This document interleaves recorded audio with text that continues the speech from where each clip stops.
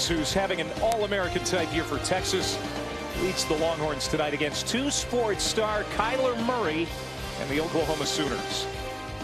Well, the Red River Showdown had fireworks in Game 1 last night. The Longhorns were down 6-3 going into the 8th. Then Zach Zubia popped a solo home run. In the 9th, Tate Shaw delivered an RBI single. And then Mason Hibbler came up and put Texas ahead with a 2-run double. And the Horns come back to win it 7-6 in Game 1. So the Sooners are still in first place in the Big 12, but they've lost their last 2 league games, and Texas can take over first with a win here tonight. Hi again, everybody. Welcome to the ballpark. It's going to be a cold one here tonight alongside Kyle Peterson. I'm Clay Matvick. Oklahoma got out to a great start this year in league play. Won their first 8 games. Kyler Murray, the two-sport star, leading the way. Yeah, and they're pretty excited to see him in the lineup every day. Kyler Murray, a kid who did not play every day last year, but now has become the starting center fielder batting fourth. But this is the way his day started today. The spring game just up the street. Kyler Murray gets to start at quarterback, fighting for that starting quarterback job come the fall. And then he headed over this way. So that's a pretty busy day for Kyler Murray, who's had a very busy year. On the season, 5 home runs. A kid that is playing every day for the first time in his collegiate career. And you got to remember, when you're splitting time between football and baseball throughout the course of the year, he just is not out here full time. So 2:30 Eastern time, the spring game starts.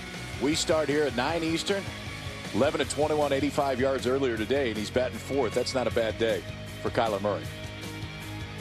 Texas will try to win the series with a victory here tonight. It's going to be the same batting order for David Pierce. Tate Shaw will lead it off. You see Cody Clemens, who's tied for the league lead in the Big 12 with home runs, hit his 10th last night. He's a Golden Spikes candidate. He'll be in the 3 spot. Zubia again in the cleanup role. He hit a home run last night. And Devin Perez, a 6'5", 200-pound senior, delivers the first pitch of the ball game and just misses off the plate. Here's Tate Shaw, junior from Austin, Texas. 1-0 lined. Knuckler out there to the second baseman, Kyle Mendenhall. That's out number 1. So Devin Perez having a lot of success as the Saturday starter for Oklahoma. Won 4 of his last 5 starts. He's a kid they really trust when he goes out there. For Perez, controls the pace. That's important against a Texas team that likes to pick the pace up. They're not afraid to run, mixes all 3 pitches.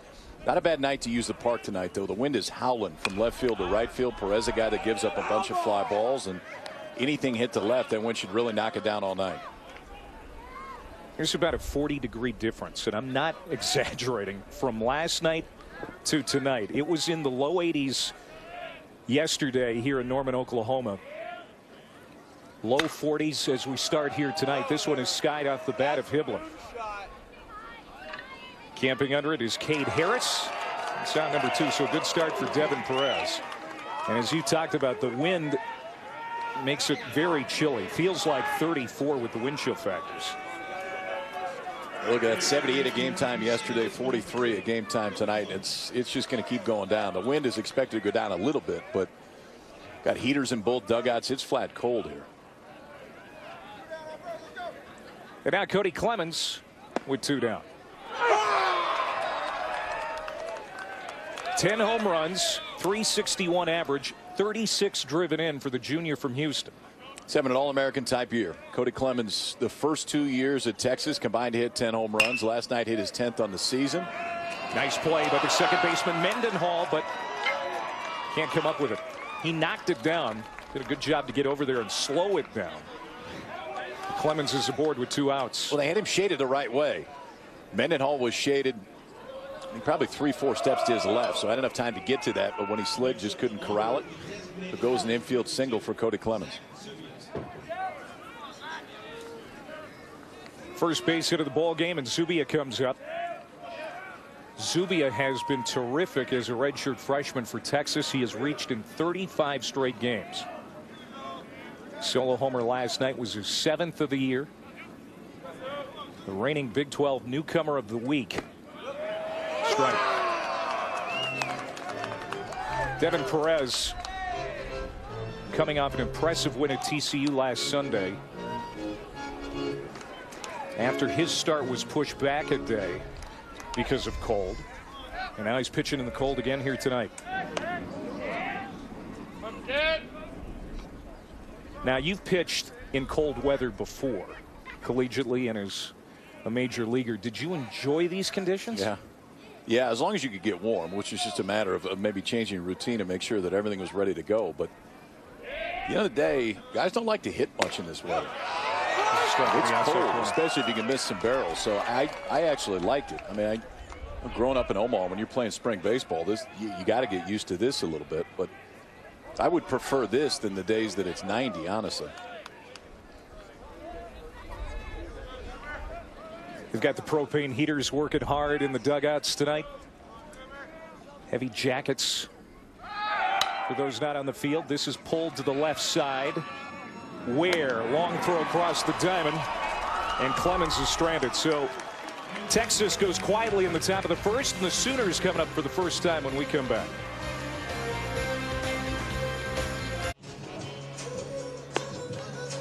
Texas sends 4 to the plate in the top of the first. Now Oklahoma come up for the first time. Skip Johnson drawing up the batting order just like he did last night as well. You see Kyler Murray in the cleanup spot. Cade Harris leading it off, getting ready to hit. There is Skip Johnson. Augie Garrido's pitching coach for 10 years before getting hired here in Norman last June as pitching coach, and was promoted after Pete Hughes resigned. Oklahoma's going to face Chase Sugar, the closer and bullpen weapon the last couple of years. He has moved to the weekend rotation. He has. It's kind of been up and down. Sugar had a pretty good start last weekend, although it was different. Walked 5, struck out 1, but didn't give up a run. Low 90s with sink when it's right. And so you'll see when Sugar's going well, he gets a bunch of ground balls. He doesn't have a ton of strikeouts, just 26 strikeouts over the course of the season. He'll show you 4 pitches, but there's not really a punch-out pitch that's been consistent this year for Sugar. So early contact is usually a good thing for him. He's beat Kansas State and Baylor his last 2 starts. He winds and deals to Cade Harris, who knocks it foul. Cade Harris, a Texas native, went 0 for 3 last night, but a guy who knows how to get on. Second in the country in walks with 37. He had 2 more last night. Checks his swing. The home plate umpire, Chris Bussey, asks for help. Ball and a strike. For Cade Harris, it's an on-base percentage. It's 150 points higher than his batting average. Hitting .293 on the year, on-base percentage just shy of .450. That's exactly what you want out of your leadoff man. That's to the point I was going to bring up next. Oklahoma doesn't have a ton of home runs. No. Or stolen bases, but they found ways to be productive up and down the lineup. Yeah, I mean, you got a leadoff guy that gets on base. Steele Walker has the ability to hit it out of the ballpark. It's his 9 home runs are 1 shy of the league right now in the Big 12. The lead right now in the Big 12. They're figuring out different ways to score runs, but what they're doing better than anybody else in this league right now is pitching it. Oklahoma comes in with the lowest team ERA in the league at 3.35. 3-1 pitch from Sugar. That rides in, and there's another Cade Harris walk. Texas has one of the best defenses in the country, certainly the best in the Big 12, a .978 fielding percentage. Hibbler, Sean Ellis around the outfield. Reynolds at third. He is very good at the hot corner. Jake McKenzie might be the key to Texas defensively this year, KP. Yeah, they love the fact that McKenzie's over there at first base. He can save errors. This is a guy that doesn't make many errors. For David Hamilton over the course of the season, just 2 errors. He's fielded .987 at shortstop. He is one of the best defensive shortstops in the entire country. Speaking of good defensive shortstops, here's Brandon Zaragoza for Oklahoma. Who's starting shortstop the last couple of years, trying to move Cade Harris along, but he pushes it foul on the bunt attempt. Well, you doesn't run much, but they do this a lot. 16 stolen bases over the course of the year. That's the least in the Big 12, but 29 sack bunts, that's the most. Zaragoza, 277 on the year, went 0 for 4 last night. This is his 85th straight start.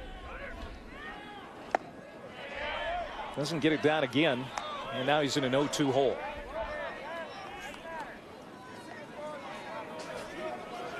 Zaragoza just up the road in Moore, Oklahoma. Man, he made some difficult plays look routine last night. Skip Johnson raves about him. Said, you know what, offensively, we don't need a whole lot from Zaragoza just because the glove is that good. Cade Harris, 5 stolen bases on the year.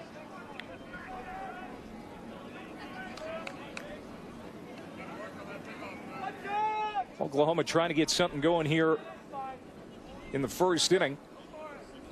Leadoff man aboard, and that's going to get to the backstop. Right over the glove of Petrinsky, and Harris trots easily to second base. You don't see a catcher get crossed up very often when there's nobody on second base. That's exactly what happens right here. Watch the glove of DJ Petrinsky start to go down. When it goes down, you know he's expecting that breaking ball. And for Petrinsky, see that movement right at the last minute to try to get it up to get the fastball, but he just didn't recognize it. He was ready for the breaking ball, sugared through the fastball. There's nothing a catcher can do at that point. It's going to be a wild pitch on Sugart. The 1-2. Cued to the first baseman, knocked down by McKenzie, and he lost it between his legs. Runners at the corners and nobody out for the Sooners. You know, what's become a little bit of a lost art sometimes in baseball. Brandon Zaragoza, who does not get the bunt down the first 2 times, then the wild pitch goes to the backstop, but then uses the right side of the field. So all he's trying to do right there is make sure that Cade Harris gets over to third base. Then Jake McKenzie, who really is in there because of his glove, can't get over to make the play. So you got a leadoff walk, a wild pitch, and an error to start it, and that's exactly why David Pierce is going to go out and just try to slow everything down right now.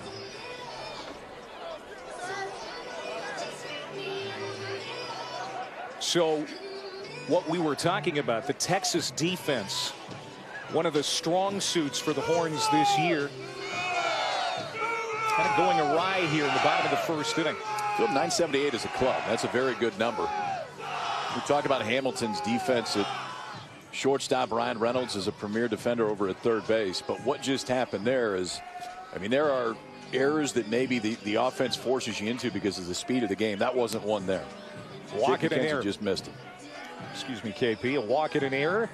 And now they have to face one of the best home run hitters in the Big 12 in Steele Walker. The preseason All-American on a tear right now. 7 homers in the last 8 games, including the last 3 straight games. And the first pitch from Sugart rides outside. Well, Sugart's going to have to tread lightly here to Steele Walker.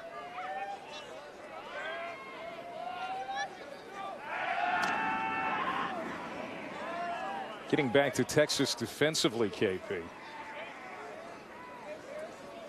They have turned 35 double plays in 36 games. That's what Sugart is looking for here, as that one is spun back over the mesh. You got to remember, too, this is Cody Clement's first year playing second base. So he's still learning that position. Hamilton has been entrenched at shortstop for the past 2 seasons. But for Cody Clemens at second base, he's still trying to figure everything out. He's done a very good job. Obviously, the bat has really worked for Clemens. He's improved his draft prospects significantly this year because of the ability to play second base.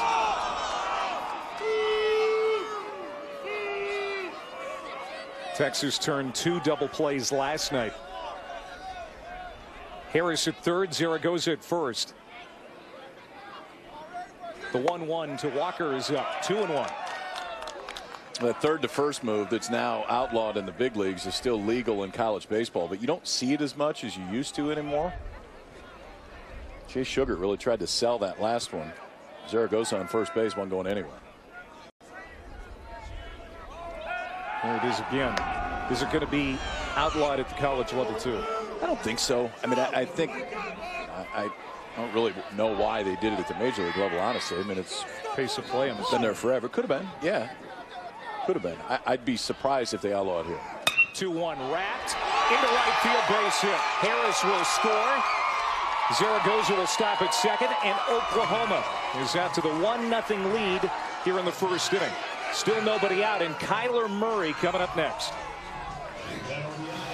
Job by Steele Walker. So Jake McKenzie having to hold the runner on at first base. Doesn't have the ability to get too far off of first when this pitch is made, and it's just hit right into the 4-hole. McKenzie can't get there. No chance that Clemens can for second base. And Oklahoma taking advantage of some Texas miscues right away. A wild pitch, an error, and then Steele Walker leads him in RBIs. Just adds to it right here.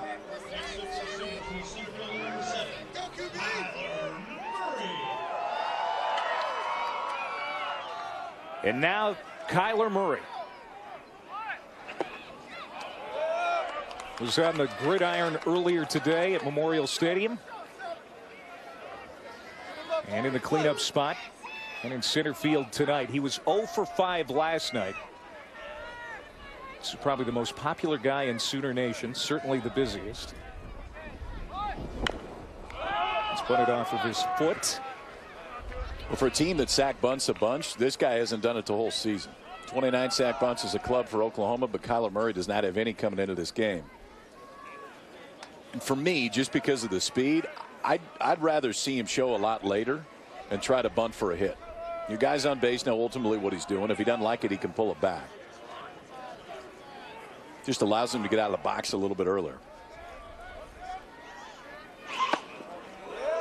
Inside, 2-1. Honestly, I'd rather see him not bunt at all. Just the flash that this center fielder has in his bat right now. You hang 3 or 4 on Texas in the first, and you're starting to forget what happened last night if you're Oklahoma. 2 balls and 1 strike. Hit on the ground, and this time McKenzie will throw to second for 1. That's all they're going to get. They're able to force out Walker for the first out of the inning. Zaragoza goes over to third, and now they've got to deal with Kyler Murray's speed at first base as Brady Lindsley, the 5-hole hitter, comes up for Oklahoma.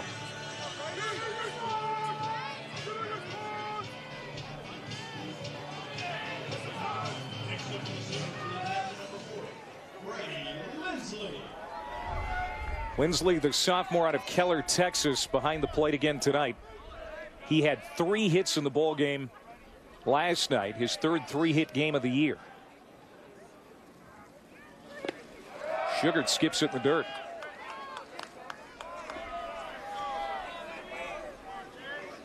Lindsley, the primary catcher for Oklahoma this season. Having a great year at the plate. .333. No homers and 20 runs batted in. That's hit right back at the box, base hit. Zaragoza will score. And it's 2-0 Oklahoma. Boy, that came right back, whistling over the head of Chase Sugar. Oklahoma's taking some pretty comfortable swings of a Chase Sugar so far. Fastball that he's trying to go down and away. That's not down, and it's not away. It's elevated right over the middle of the plate. Brady Lindsley smokes it right back up the middle, and OU adds to the lead. 21st run batted in for Lindsley. When Sugar is right, it has that good 2-seam sinking action that goes arm side, so it's down and in to a right-handed hitter. There just has not been a lot of sink early for Chase Sugar. 2 runs in here in the first. 2 on, still just 1 out for Oklahoma. Now Briley Ware, the third baseman. Junior out of Sedgwick, Kansas. Also had a big night last night for the Sooners in the loss. Went 3 for 5 at the plate with a couple of runs batted in. His 15th multi-hit game of the year.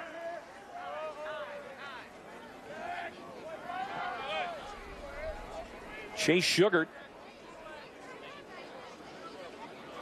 as former relievers sometimes do, still adjusting to being a starter. Hits the inside corner. A ball and a strike. And that's not an easy transition. No, it's not. I mean, when you come out of the bullpen, it's everything you've got for as long as you can go, because you know it's going to be usually an inning or 2 if you're pitching at the back end of the ball game. For Sugar, the mindset changes, and I think he's had a hard time changing with that this year. He was a max effort guy last year. This one is hit hard to right field. And it slices back to Duke Ellis, who makes the catch. So a hard hit ball for Ware, but it's out number 2, and that'll bring up Mendenhall. Wasn't a big strikeout guy when he came out of the bullpen. Has absolutely not been a big strikeout guy this year, which is interesting because the breaking ball, when it's right, is decent. It's a pretty good breaking ball. Fastball's got some giddy up. I mean, he can get it up 93, 94 when he's feeling right. But yet, coming into this game, 26 strikeouts and 46 in the third. That's not a lot. So it's the third pitch he's still trying to master? Yeah, the changeup he's trying to get more consistent with, which you really need if you're going to start. That big cut. That one's good. I mean, that's the curveball, and he'll show you a curveball and a slider. That was the curveball. The slider will be a little bit harder. This one's 75 miles an hour, but when it's right, it's a swing and miss pitch. It's consistency that he's had the biggest challenge with.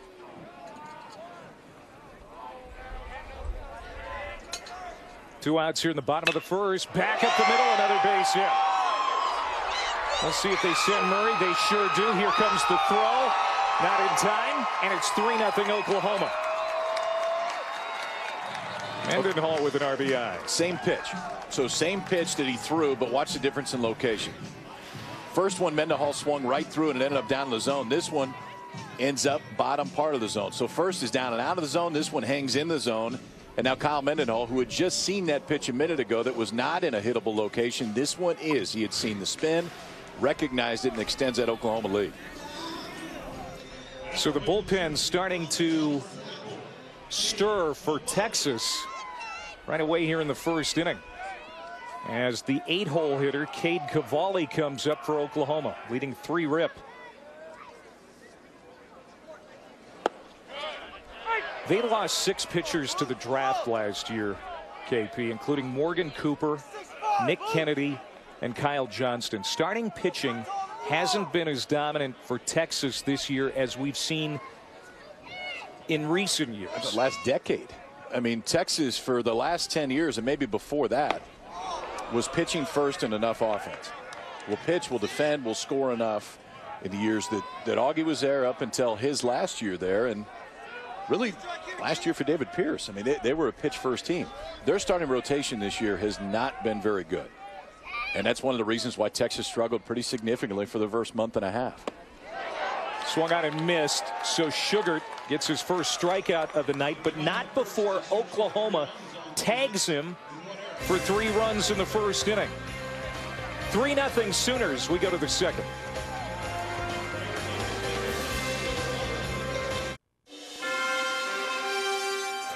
College baseball is brought to you by Just Crack an Egg. Breakfast is hot again, and it wants you back.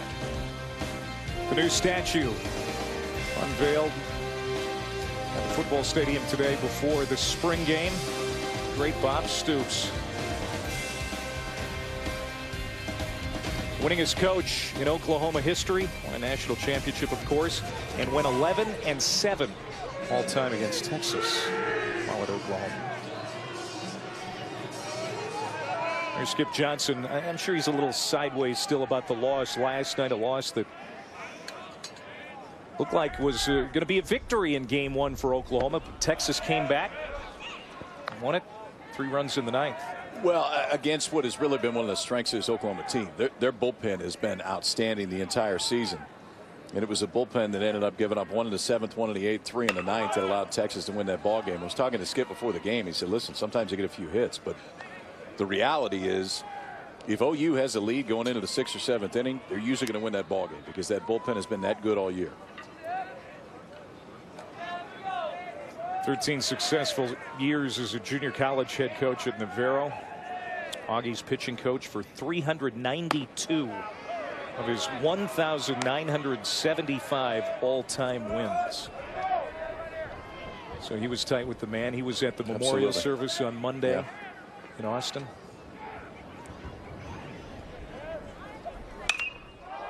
David Hamilton lifts it into foul ground, where the third baseman hangs with it in front of the dugout, makes the catch for out number 1, and that wasn't an easy play with the wind.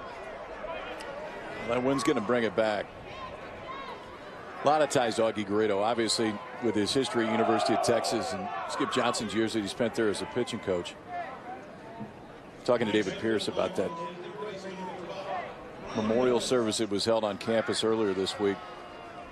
10 different folks came back and spoke. Mark Kotze gave a great speech. Houston Street gave a great speech. One of the greatest that has ever coached really at any level. One out for Ryan Reynolds. Both coaches very close and personal relationships with Augie Garrido. As Reynolds gets the second hit for Texas, this will be an extra base hit as he stands up at second base. David Pierce very thankful for the grace that Augie showed him as he took over that position at Texas. And of course, nobody knew him better than Skip Johnson. No, and a classy move by Oklahoma, too. Those AG-16s hanging in front of both dugouts. 1,975 career wins, most ever in the college game. 15 times he went to Omaha, did it with 2 different clubs, and won the whole thing 5 times. 3 times at Fullerton, 2 times at Texas.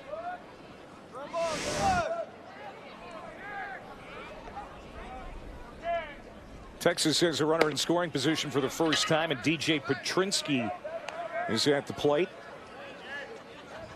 Texas has a different approach, though, than Augie had under David Pierce offensively. They do. Yeah, I mean, they'll be a little bit more aggressive offensively. They're running a lot this year.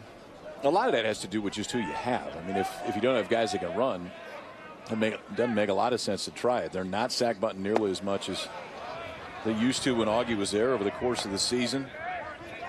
28 sack bunts for Texas is not a small number, but there's been some changes. I think the one thing that they need to get back to, and I think they will in short order, is just a pitching staff that can go out there and dominate. Starting to figure their bullpen out a little bit more, but roles have not been consistent in that bullpen this year. Devin Perez buries a strike. It's 2-1 to Petrinsky. There's David Pierce in his second season now at Texas. He was struggling down there during batting practice, trying to stay warm. He said he thought his wife, who's here tonight, might stay for 2 innings and go back to the hotel and watch on TV. She's got it figured out. Petrinsky wraps it hard into left field. Reynolds will hold at third. That ball stayed up a little bit for Perez.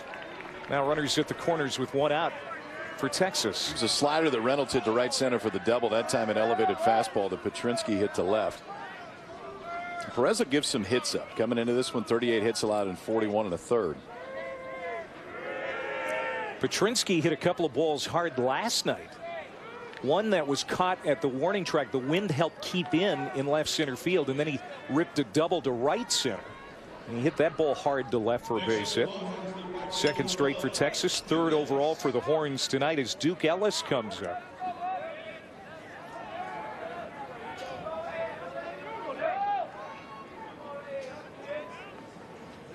Duke Ellis, the sophomore out of Nacogdoches.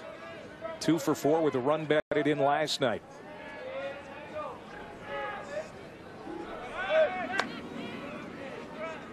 He is one of the 20 newcomers on David Pierce's roster this year. 20th round pick of the Padres a season ago after hitting .415 at Panola Junior College.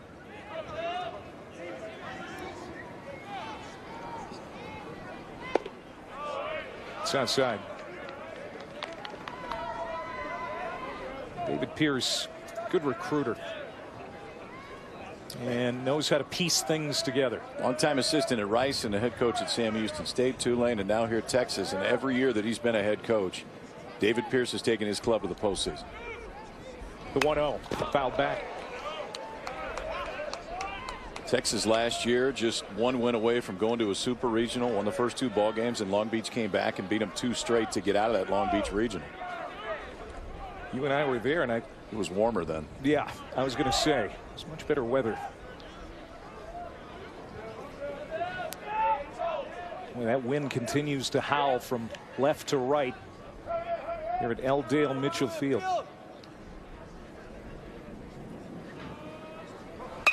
Back up the middle. Perez tried to barehand it. They'll get 1. They got a double play. How about that? Great defense to get out of the inning. And Zaragoza had to make a decision right here. Does he flip it to Mendenhall, or does he have enough time to set that foot, get the right foot on the bag, and make the throw in the end? Decides to take it himself. And the turf gets there a little bit early. Mendenhall out of the way. And just enough for the double play. So for Devin Perez, leaves one stranded to the bottom of 2. It's 3-0 OU.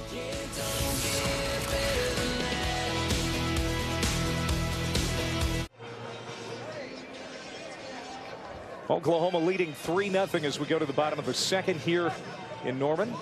The Sooners have won 6 series in a row, and they're contending for their first conference regular season title since 1995, the year after they won their second national championship.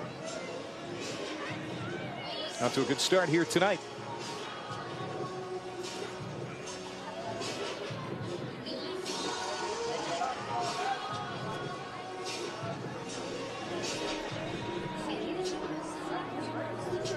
Tyler Hardman, Cade Harris, Brandon Zaragoza.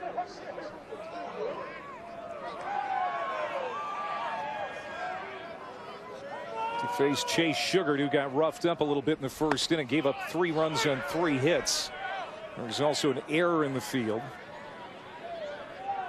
So a sloppy start for Texas tonight, after taking game 1 7-6 last night. Ball and a strike to Hardman. Tyler Hardman at first base for the Sooners, the freshman from Corona, California.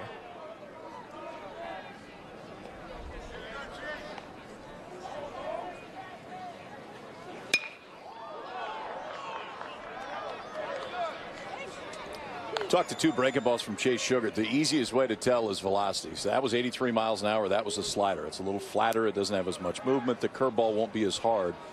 Be 75 to 77 miles an hour. The curveball will be more top to bottom.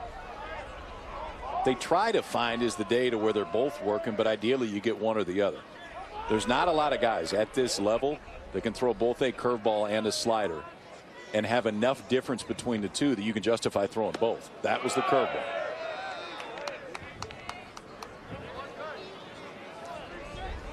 Sugar great out of the pen the last couple of years. 61 relief appearances the last 2 seasons. Adjusting to the starting role this year. He's in a 2-2 count with Hardman. And we've seen Sugar in both roles this year. Not as much out of the pen.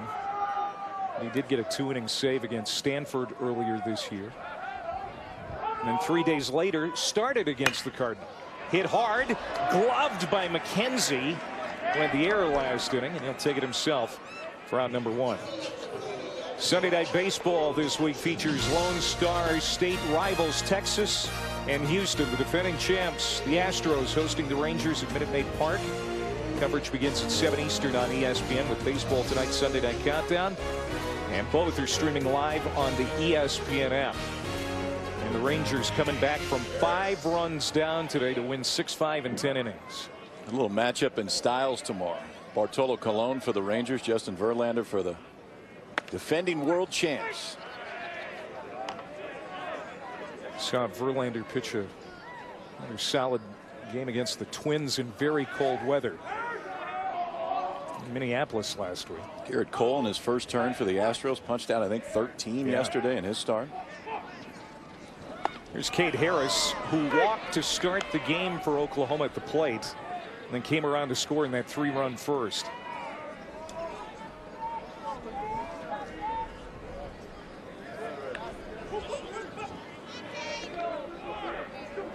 "38 walks now on the season for Harris."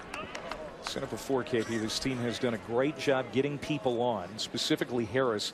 You know, every team needs a good table setter. Nobody does it better than this guy. I tell you, the other thing I like, and we saw it in the first inning, is they know their roles and they're comfortable with their roles. So Harris takes a leadoff walk. That's fine. Ball goes to the backstop. He ends up at second. Zaragoza, who does not have a home run this year, knows let's hit a ground ball to the right side. It ends up that it's mishandled and leads to a bigger inning for Oklahoma. But 2 guys that are important to get themselves on base and move runners around both did it. This is what Sugar can't do. 0-2 to 3-2. When he's got a chance to put a guy away and he gets in an 0-2 spot against a guy in Cade Harris, who is going to make you work for it. It's got to be close enough to make him offer. Now he's worked it all the way back to 3-2, which is a spot he's comfortable in. What a walk by Harris. Climbs out of that 0-2 hole and walks for the second time. He's aboard with one out.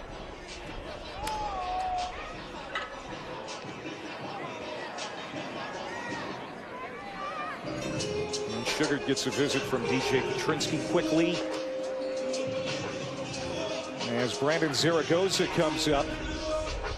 Reached on an error and scored in the first.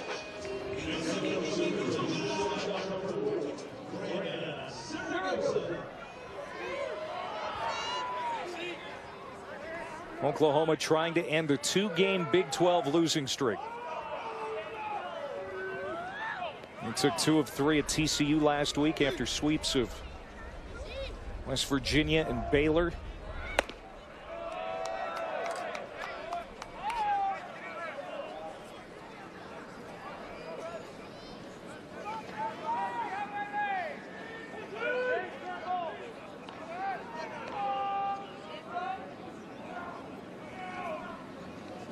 Foul back. 1-1.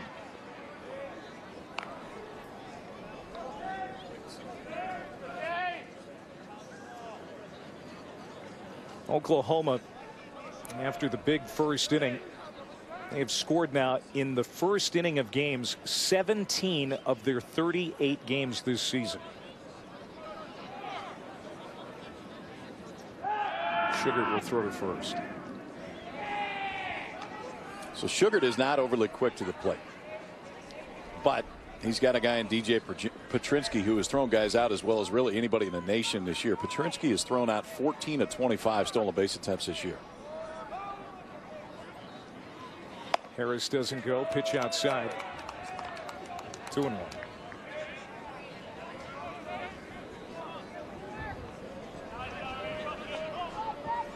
And you got Petrinsky behind the plate. Hamilton at short. Clemens at second. Good hit and run. Good hit and run count. There the runner goes, and it is a hit and run. Slicing away from the outfielder. Ellis gets in there. On his way to third is Harris. And taking an extra base is Zaragoza. Aggressive base running for the Oklahoma shortstop. Runners at second and third and one out for the Sooners. So 2-1 count, one out, and you got a guy at the plate in Zaragoza who's already shown you can handle the bat. It's an ideal time to run against Chase Sugar, who's not fast to home plate anyway. It was a hit and run break off of first base. Harris waiting to make sure that he was going home, counting on Zaragoza to put that ball into play. And both times today, Zaragoza has used the right side of the field. The first time was to try to advance the runner to the third base. This time, in a hit and run count with the hit and run on, drives that ball to right field and then can see exactly where it's at. Duke Ellis playing deep, had to go to the line. Zaragoza takes advantage of it. He's standing on second base. Those are two really quality bats for your two-hole hitter. Gave himself up once and then did exactly what was asked of him the second time. And now Steele Walker at an RBI single, his last time up.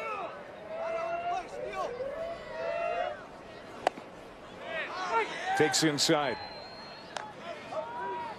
Steele Walker, 9 homers, 35 runs batted in. 2 homers in the Saturday win at TCU last week. A couple of homers against Little Rock. 1 against Oral Roberts in the midweek games. On an absolute tear. He's got 2 on. And 1 out here in the Oklahoma second.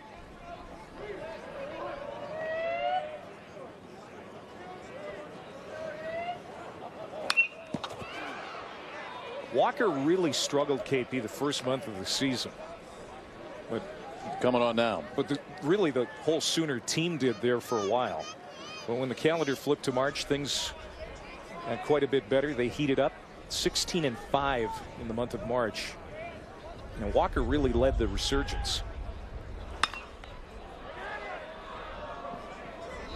Sometimes you take a foul ball, and Walker will take that one right there. He waited as long as he could on that breaking ball. D1 Baseball a few weeks ago came out with their top 150 draft prospects from the college side. So those that are draft eligible. Steele Walker 22nd on that list. Kyler Murray 28th on that list. Walker, a guy that could hear his name called back into the first round, early second round in this year's draft.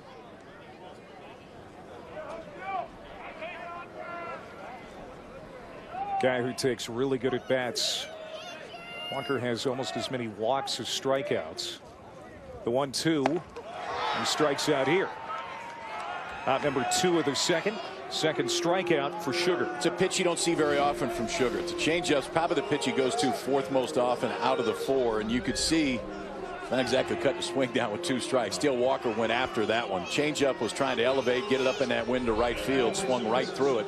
At a time that Chase Sugar needed a strikeout, went to the changeup there and got it.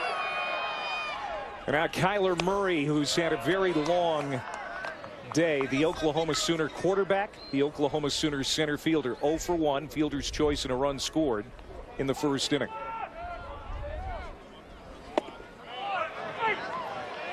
.92 miles an hour on that pitch. Sugar now at 46 pitches tonight.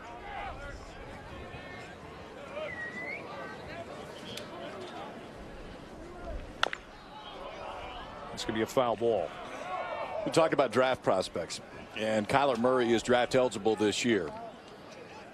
But the difference in not playing baseball full time and Steele Walker playing baseball full time, both the same age from a draft year. Coming into today, Steele Walker had 802 collegiate at bats between college baseball and summer baseball. Kyler Murray had 204. So, I mean, this is a kid that just has not had a chance to play every day. And I think that's the intriguing thing when you look at it from a professional standpoint. You let him play every day, you're going to see him grow every day. He just hasn't been out there quite yet. Back-to-back strikeouts for Sugart to get out of the inning. Oklahoma strands 2 here in the second. Kyler Murray tried to hold up and couldn't.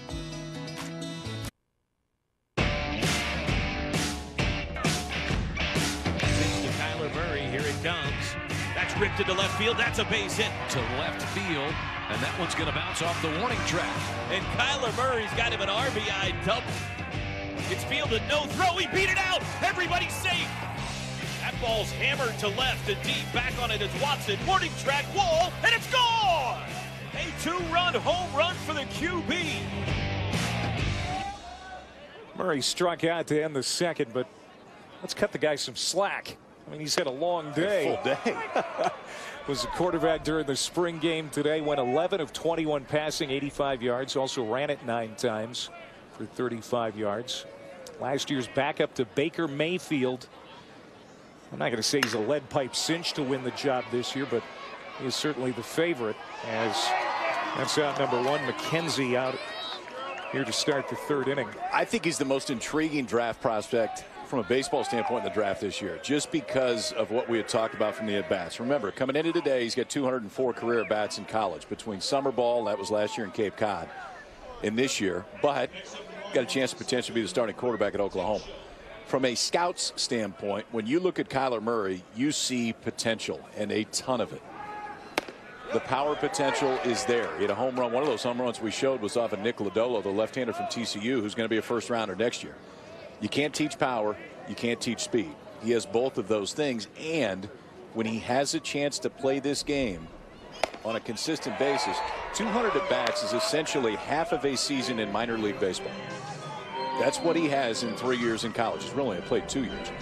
But when you let him play full time, I think this is a kid that you're going to see just jump and leaps and bounds. His uncle's Calvin Murray, the former all-everything center fielder for Texas and Major League.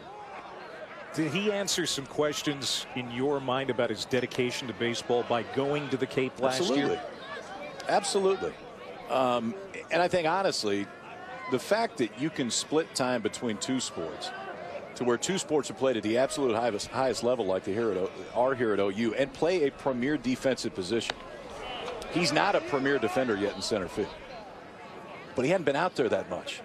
And you can teach him to be a premier defender out in center field because he has the speed that most guys don't have when they're out there. I think you're going to have some tough discussions in draft rooms this year, because obviously if there's any chance to sign him, and I don't know whether there is or not, but if so, the number's going to have to be very significant. But you can really dream on what the tools are, that's for sure, because he's got them. Tate Shaw chops it up the line. He's going to be safe. Cade Cavalli with the air at first base. And it's a 1-out base runner for the Longhorns here in the 3rd. Just 2 balls over at first base today. Jake McKenzie from Texas was the first, and off the bat, I mean, it just looks like a pretty basic big hop. I'm not sure if the head from Cavalli came up a little bit just to check the runner, but the minute it goes off of his glove, Devin Perez can't get there in time for the flip, and Tate Shaw standing at first base. That brings up Mason Hibbler, who went 2 for 5 last night with the game-winning 2-run double in the top of the 9th. He flew out to left his first time up tonight. He's 0 for 1.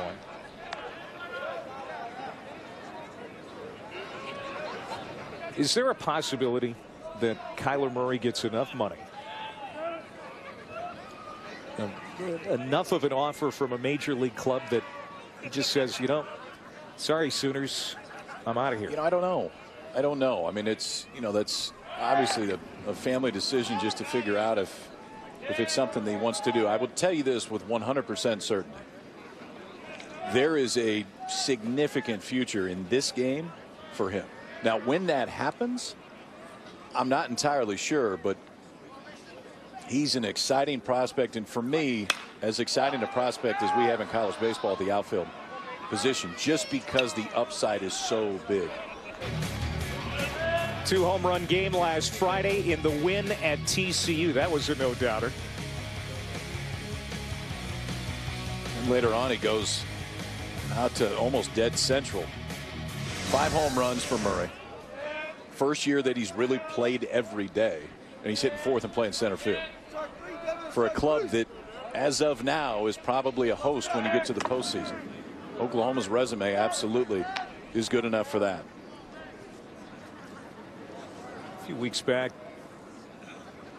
Oklahoma was playing Kennesaw State, and Skip Johnson walked by Murray in the dugout and said, "Man, you look tired. Just go up to the clubhouse and take a nap." Murray said, "Nah, that's all right. I want to stay down here." And then a few minutes later, they looked around. Murray was gone, and sure enough, they found him up in the clubhouse dead asleep. He's been so exhausted. You know what I like today, though? So he plays in the spring game. Comes over here. It's a little bit later start, so he's got some time when he gets over. But I was watching him during BP and what he was working on outside of just the swings in the cage. Runner goes. Here comes the throw from Lindsley. It skips. Plucked out of the ground by Kyle Mendenhall. And the tag applied for out number 2. Well, Texas taking a chance right here. Down 3. Tate Shaw just 2 of 5 on a year on stolen bases. Not an easy one for Brady Lindsley to throw, but when you're on the turf, if it's online, you know you're going to get a real true hop out there, and that's exactly what Kyle Mendenhall got. A true hop, plenty of time to put the tag down. Lindsley's now thrown out 7 of 18 on the year. And Hibbler swings and misses. First strikeout for Devin Perez, and Texas sends up the minimum in the 3rd.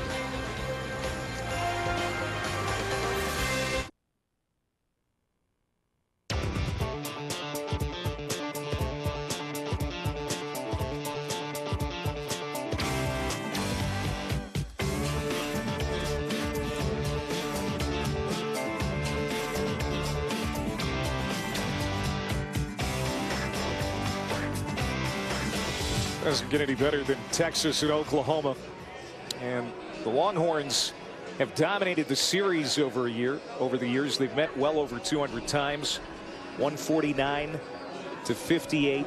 Also 2 ties in there, and Texas, with the win last night, has now won 4 of the last 5 meetings. And first place on the line in this series here this weekend. Absolutely. Brady Lindsley, Riley Ware, and Kyle Mendenhall, 5, 6, and 7 here in the 3rd for Oklahoma. He scored 3 in the 1st to take the lead. Chase Sugart hasn't had an easy go of it tonight. Oklahoma has 4 hits against him. Also a fielding error at first base that helped produce the 3-run first.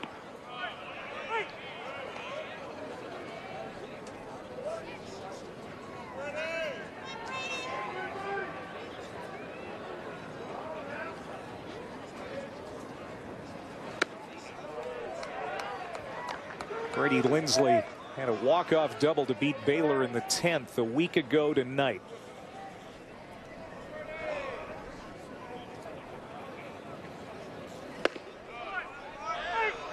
Sugar battles back to fill out the count at 3-2.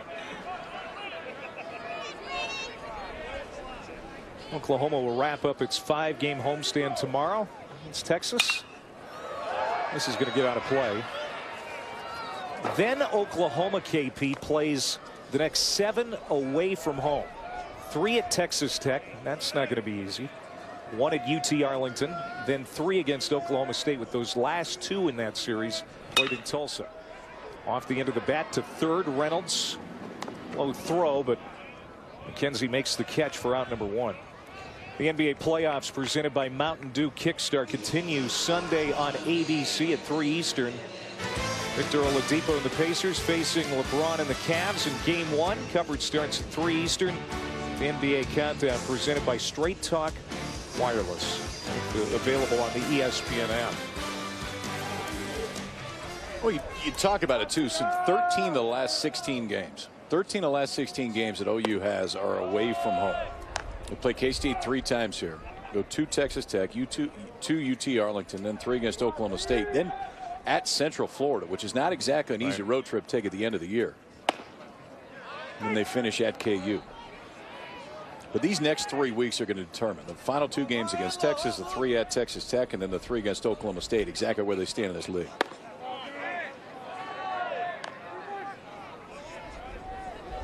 You know, last year, the Big 12 got 7 of the 9 teams into the NCAA tournament. It doesn't feel like it's going to be that kind of a dominant season when it's all said and done. No, I don't see how it possibly can be. I mean, it feels like a 4-bid, maybe you could stretch it to 5-bid league this year. Texas Tech's a lock, and I think Texas Tech will be a national seed. Texas Tech's the best team in this league.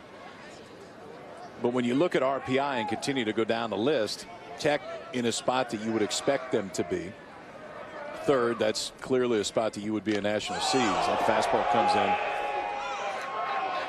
clips Briley Ware, head down to first base. But then after that, you got a Texas club that if they get hot could maybe make an argument to host, but clearly is in a spot to where they would be in the postseason.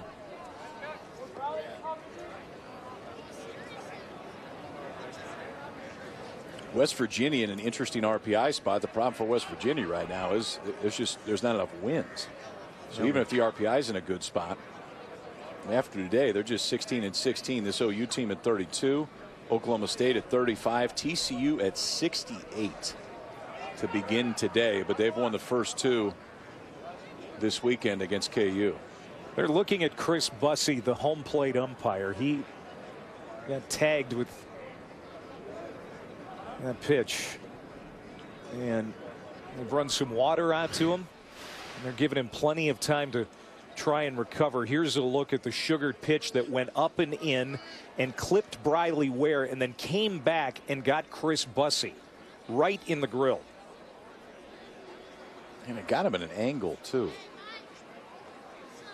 Because it goes off of the shoulder of Briley Ware, it goes back into that mask at an angle. And so often if it's a foul tip that goes straight back, it's that mess straight on, which is more what it's designed for. Well, we sure hope that Bussey's going to be able to continue here tonight, and it might not be the case. Bussey really shaken up. You know, the first thing that comes to mind is concussion Absolutely. Protocol. Yeah. You know, it might be wise that he just take the rest of the night off. Mike Morris is the third base umpire. Matt Anderson at second base tonight, and Seth Buckminster, the first base umpire. It looked like Buckminster ran off to maybe get geared up to go to work behind home plate. I think that's exactly what happened. Texas heading back into the bullpen or back into the dugout where all the heaters are. So we hope Bussey's going to be okay. We'll step aside.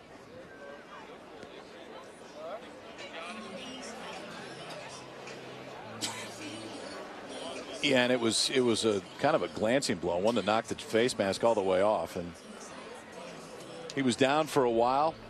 One of the other umpires, I believe you're right, I think it was Seth Buckminster that ran in to put the gear on. So we'll have a new home plate umpire and just hope that Chuck Bussey's all right, because that had him down on the ground for a while. You see how it starts. Bradley Ware, and it goes right off of his shoulder. And ultimately, I didn't see it hit the home plate umpire right away. So Ware will be at first base. Chase Sugar to get a little bit of time to warm up if he needs it.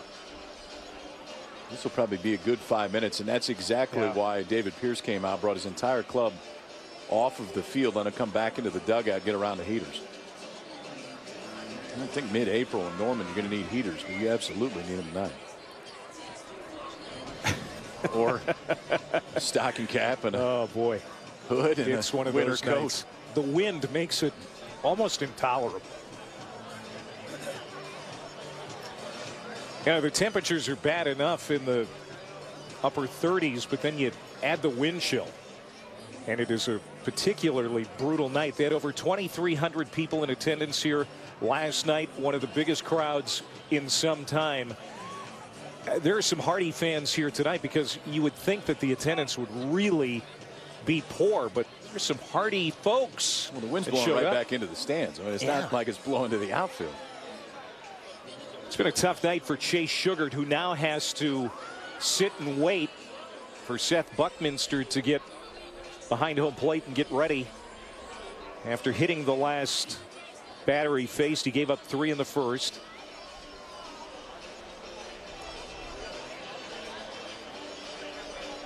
You know, when Texas and Oklahoma get together, I don't care what event it is, it's always worth noting.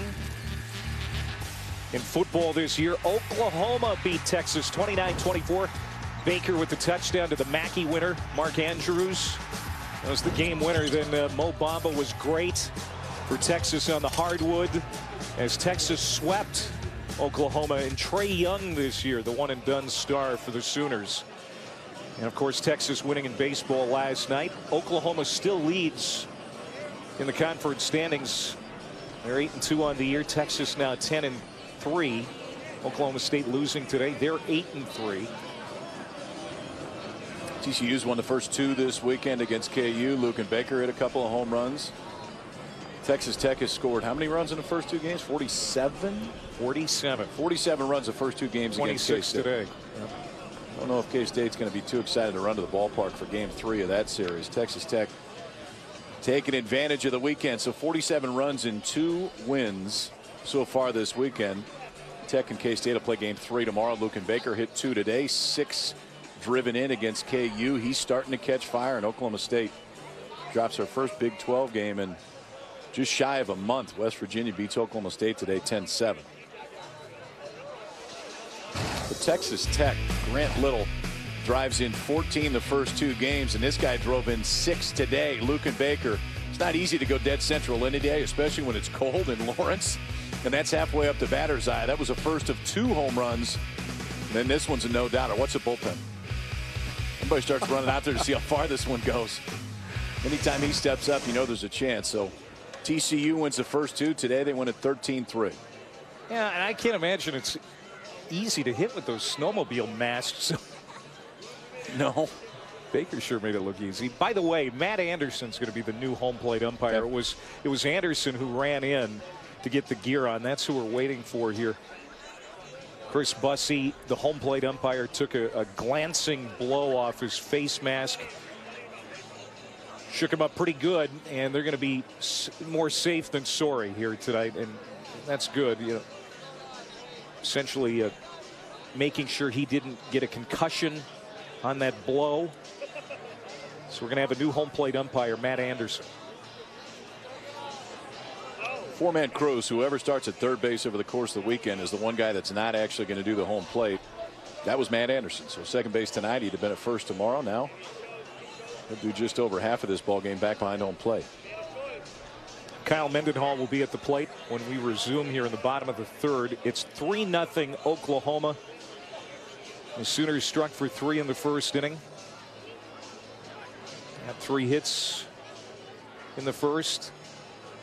And the Sooners trying to even up this series at a game apiece. We continue to wait for Matt Anderson, who's getting the gear on. He'll be the new home plate umpire when we come back to Norman.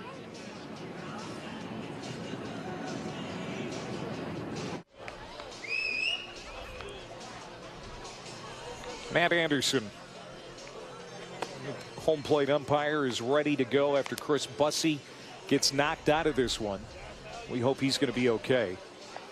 Clay Matvick, Kyle Peterson, and our great crew here in Norman, Oklahoma, where the wind has been whipping at a steady rate. Last night, the winds were strong too, and there have been a lot of wildfires in the state of Oklahoma, and at one point during the game last night, the smoke got really bad here at the ballpark. There is no smoke here tonight, but the winds certainly haven't died down. It's a temperature difference over 40 degrees from first pitch last night, first pitch tonight. Chase Sugar trying to stay warm. So now he's got to deal with maybe a little bit of a different strike zone as Matt Anderson starts calling the balls and strikes. You know, it could be a little bit different. I got to tell you, there was never a time on the mound, and I didn't pitch in the big leagues long enough to understand exactly whose zone was what, because that was, I think, the spot where you knew the guys whose zones varied the most. But the biggest thing is you just do what you do, and ultimately, if they call a strike, that's fine. For Chase Sugar, what he needs to do right now is fill up the strike zone. It's almost like he got an extra half inning off. Probably not an ideal night to be out there without sleeves on. He may be the only guy in the ballpark that doesn't have sleeves on. He has been starting to go deeper into games. On a career high 7 innings and 120 pitches in the shutout of Baylor last Saturday. Things have not come easy though tonight for him. Through 2 1/3. He hit Briley Ware. And now with 1 out, Kyle Mendenhall comes up. He delivered an RBI single against Sugar back in the first. We're back underway. Swung on and fouled off. Kyle Mendenhall, always known for a great glove. The only 4-year senior on the roster for Oklahoma. His overall offensive numbers among the best of his career this season. See that average up to .317 now.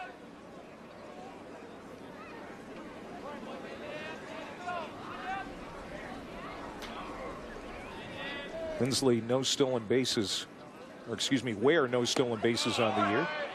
Swung on and missed.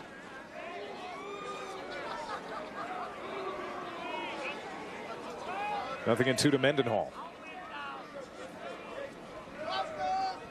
Oklahoma 25-12 on the year, 8-2 in the Big 12.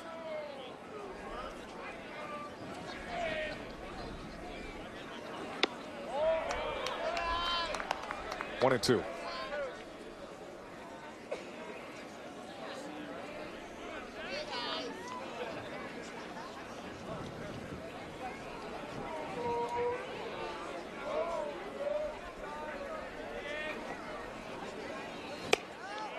Now 2-2. You know, we were talking with David Pierce down on the field, Kyle, before the game, and he said Nolan Kingham, who missed his normal Friday night start last night because of an academic attendance violation, could be called on in relief this evening. Yeah, he had said he may be the first guy up after Sugar. I think some of that depended on score. It's one that Texas is down. I don't know if they'll bring Kingham in. If they're tied or right there or obviously ahead, it could be a position to where they do. It's another indication, honestly, of the challenges that Texas has had in their bullpen. It's been a lot better as of late. Ooh, they had him leaning, but Ware is able to dive back. 3-2 count there with 1 out, so you don't always see the base runner go, but it did look like Briley Ware was off and running right there. That first step was off towards second base. It kind of gets quick pitched a little bit. Sugar was right into the stretch right away. Go right back at him. Again, Ware no stolen bases in 3 attempts on the year.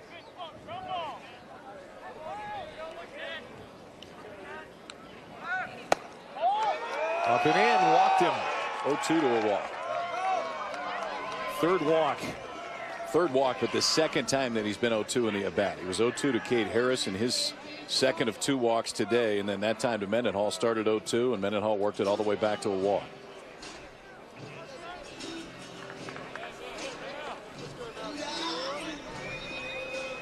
I'll bring up Cade Cavalli. Cavalli, a strikeout victim, swinging in the first inning. Strapping redshirt freshman, first baseman, DH. He's the designated hitter again tonight. 2 on, 1 out for Oklahoma. Strike on the outside corner. Bo Ridgway is loosening in the Texas bullpen. The junior from the Woodlands, Texas, was the closer last year for the Longhorns. Down and into Cavalli. And for Ridgway, it's been a very different season than last year. 12 saves last year for Ridgway, a guy that really anytime he came out of the bullpen, it seemed like the job was going to get done. This year, it's just been very different for Ridgway. Ridgway has not found consistency yet. Tap left side deep in the hole. Hamilton will go across the diamond to first to get the out. That was a tough play to get one. Ware goes to third. Mendenhall to second on the batted ball. 2 down. The bat is the question for Hamilton moving forward. This is not the question. I mean, he has everything you would want to see out of a big league shortstop. The arm has a little bit of room to grow. He was battling some shoulder tendonitis earlier this year. The shoulder seems like it's better, but that time gets to the ball, sets the right foot right away, and he's immediately ready to throw. I thought he may go to third. With runners on first and second, he peaked just for a minute at Ryan Reynolds, the third baseman, but ended up throwing across the diamond to get Cavalli.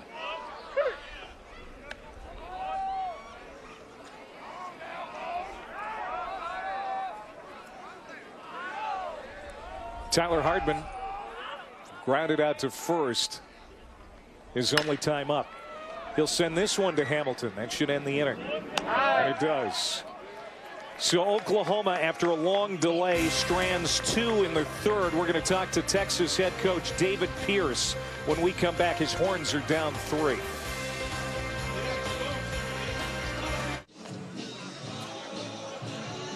Back here in chilly Norman, Oklahoma, we go to the 4th inning. Oklahoma's leading 3-0 in game 2 of the series with the Longhorns. There's David Pierce. How you feeling there, Coach? Are you staying warm down there? Well, we got heaters. We're trying to.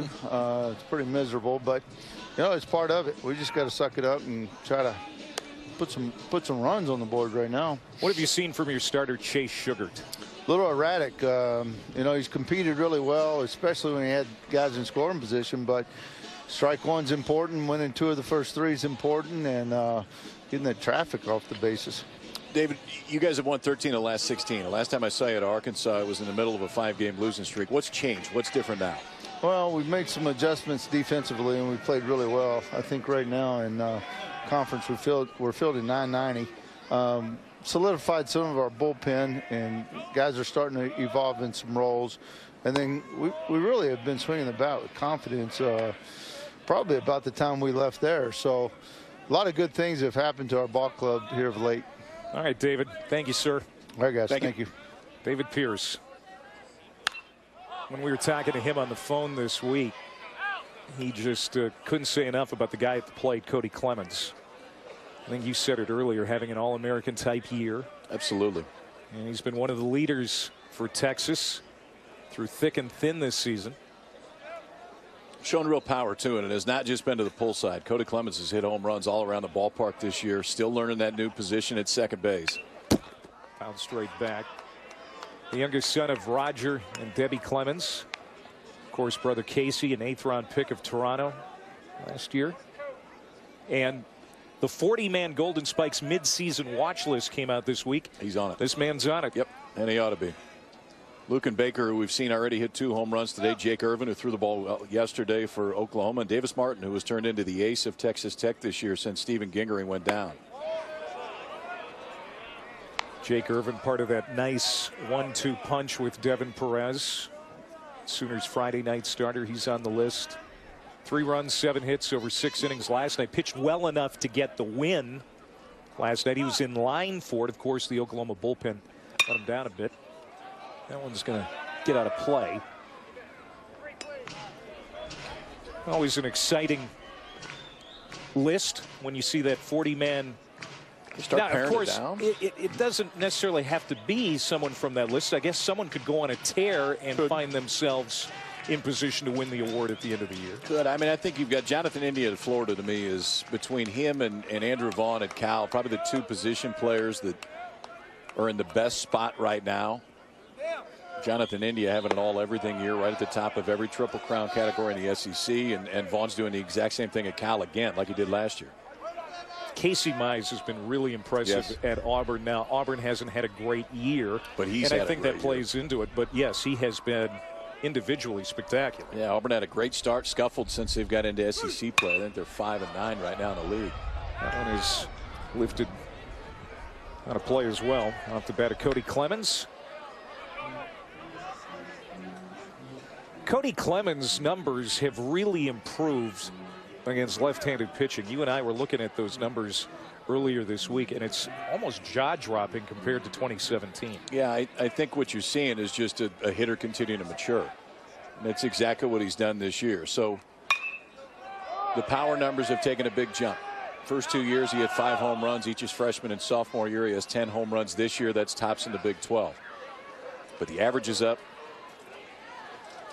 The walks are up this year. He's walked more than he struck out. 27 walks, 25 strikeouts. The on-base percentage, .466 coming in. He's really turned himself into a very complete player. The last Texas All-American, and Clemens certainly on pace to be an All-American this year, was reliever Corey Knebel. That was in 2011. Who's now in the big leagues on the DL. Pulled his hamstring earlier this week, but the closer for the Brewers. It's fouled off the foot of Clemens, and the count rides along at 3-2.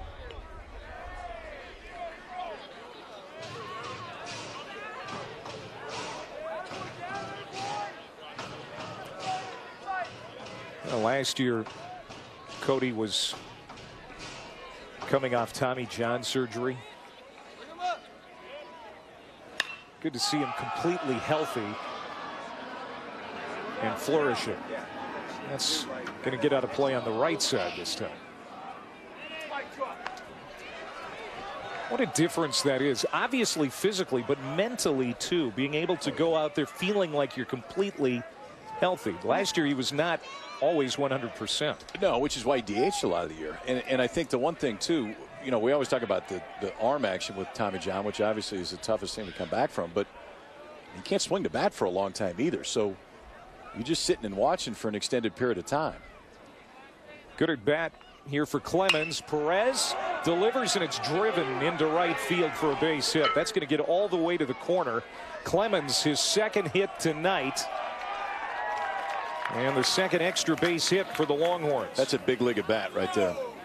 Big league at bat. Cody Clemens fouled some balls off he couldn't do a whole lot with, and then gets this one. It's a fastball that is right down the middle. And on the 11th pitch of the at bat, Cody Clemens hooks one to right field. That's well done for Clemens. We talked about the power. 10 home runs on the year. That's double number 11, and a good way to lead off the fourth for Texas.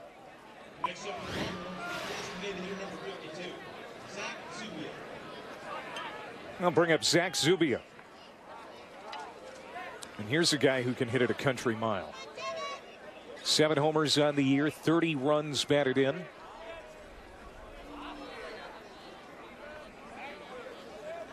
RBI opportunity for the Longhorns. They're down 3-0. Strike one. Zubia, a guy that started at Tulane and had signed to go to Tulane when David Pierce was the head coach. Ended up going to class. Didn't actually take part in any practice. Went to class. Ultimately, that made him ineligible last year. So transfers to Texas, has to sit the whole season. But really had a chance to sit back and watch. Almost like a quarterback that gets drafted into the NFL, but he knows he's going to hold a clipboard the first year. For Zubia, the power's real. In fact, it's probably the best raw power in the entire ballpark tonight. We saw it last night on the home run he hit to right field. Newcomer of the week in the Big 12. 35 straight games where he's reached base. Pretty good first season at the Division I level. Fresh-faced kid, but 6'4", 235. He is a big man.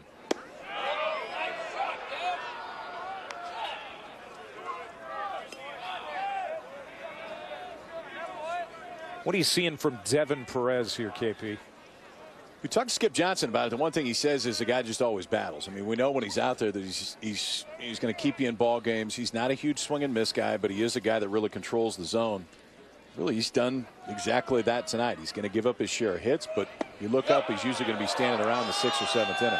That was his 50th pitch of the night. And it's now 3 balls and a strike. Hasn't walked anybody tonight. Coming in tonight, just 12 walks and 41 1/3. So less than 3 per 9 on the year for Devin Perez. Former Iowa Western Reaver, just in case you're wondering, Clay. His career record at Oklahoma since coming from Iowa Western, 10-2. Not bad, but he walks Zubia here. First walk allowed by Perez tonight. A double to Clemens, a walk to Zubia, and now Hamilton coming up with nobody out here in the Texas 4th.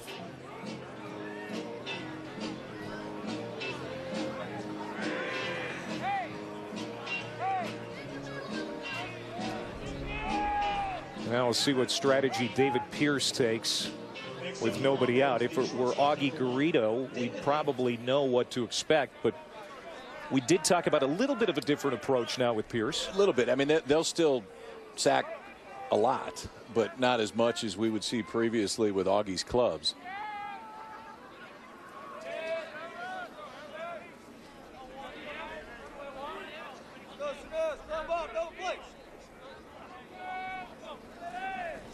Hamilton will square, pushes it up the third base line. It's going to roll foul. It's well done by Briley Ware, because you got to know your base runner right there. David Hamilton can fly. 19-24 on the year in stolen bases. He is the fastest runner that Texas has. And if Ware picks that ball up, it's bases loaded, nobody out, because you are not throwing Hamilton out there. Hamilton with his 19th stolen base last night. He talked about tops in the Big 12. Of course, from the left-hand side, that extra step that he gets out of the box because he's hitting from that side.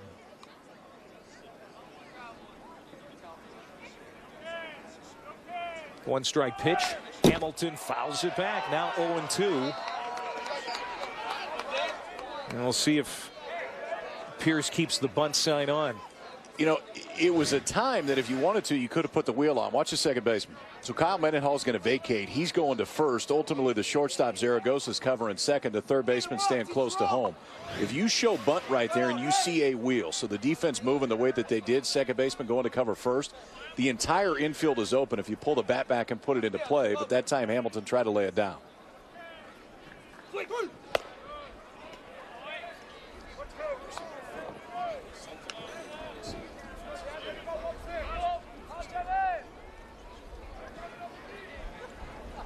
You see Sean Allen, third base coach's box, all bundled up tonight. Clemens at second, Zubia at first. Nobody out here in the Texas 4th inning. The 1-2 to Hamilton, popped up in foul ground. The catcher Lindsley going over. He's going to make the catch. That's a big out for Oklahoma.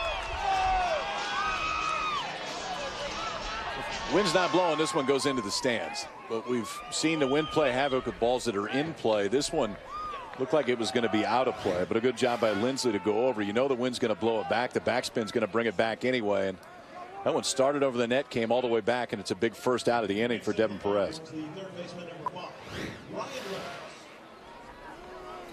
And now David Pierce hopes Ryan Reynolds can deliver. Texas had 12 hits last night. Reynolds was the only starter without a hit, but he's got a double tonight. And he came nearly out of his shoes on that swing. 0-1. Reynolds, of course, the son of former Longhorn and Major League pitcher Shane Reynolds. This guy has good power despite not having a ton of home runs. He's got 3 on the year.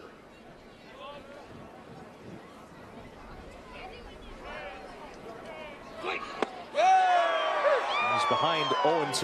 Well, we'll see where Oklahoma goes here, but I do like the sequence so far. Reynolds' first at bat, he hung in on a slider and hit it to right center for a double. and looked like he was very comfortable hitting that slider. First pitch of the at-bat's a fastball. They threw right by him. Then that time locked him up with a fastball inside.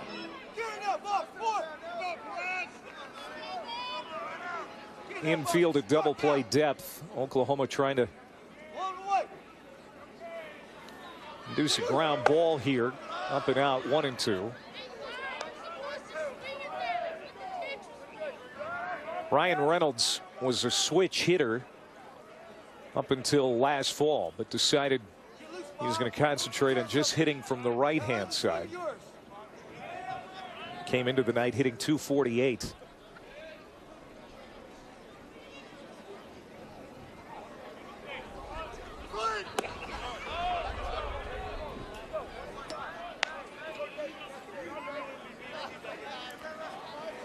A lot of those decisions, you hear about guys doing that quite a bit, switch hitters, and then they decide, okay, that's it. I give up. I'm going to stick to one side. And a lot of the times I think they get influenced on that decision. I think the thing with Reynolds is, he can really defend. I mean, there's great moves at third base. He had played some first earlier this year. They think they're a better defense, and absolutely they are. If he's playing third base, the left side of the infield's so good then. And the power potential absolutely is there. I think it was just trying to simplify it a little bit.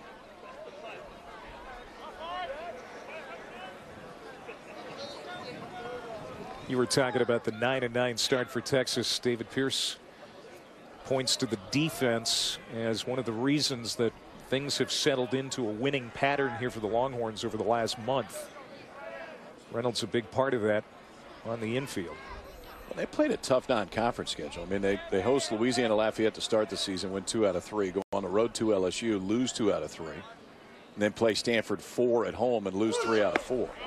2-2 misses off the plate. Full count to Ryan Reynolds. One of the things that'll benefit Texas as this season goes on from an RPI standpoint, because the non-conference schedule is very good. Pitches by inning, you can see clearly significantly more in the 4th inning than in any inning leading up to this one for Devin Perez. Still just 1 out.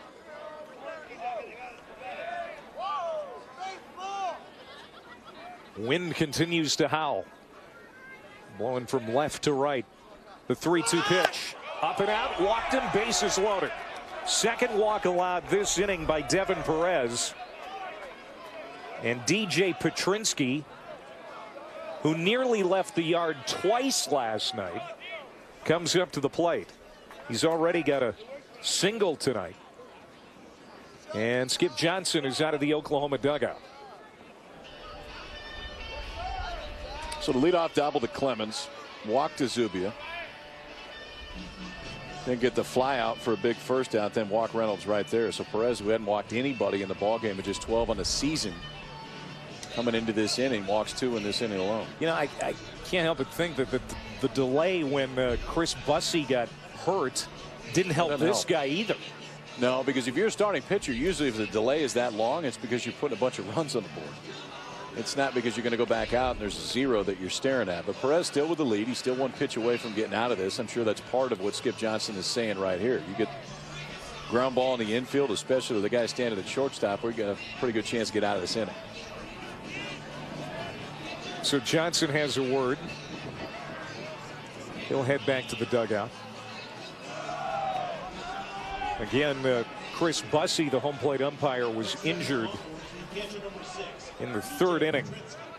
Took a pitch off the face mask, and for precautionary reasons, he has left the game. Matt Anderson now the home plate umpire. We're going with 3 umpires the rest of the game. Bases loaded for Texas. Go ahead run at the plate in DJ Petrinsky. Man, he had a great at bat last night, maybe the best at bat of the series so far. The leadoff walk against Austin Hansen to start the 9th. And of course, Texas came back to win it 7-6. Started the 3-run Texas rally last night. It was the only walk allowed by the Sooners in last night's game. Perez has given up 2 free passes in this inning. As you can see, the Longhorns have them loaded. The 0-1. 0-2.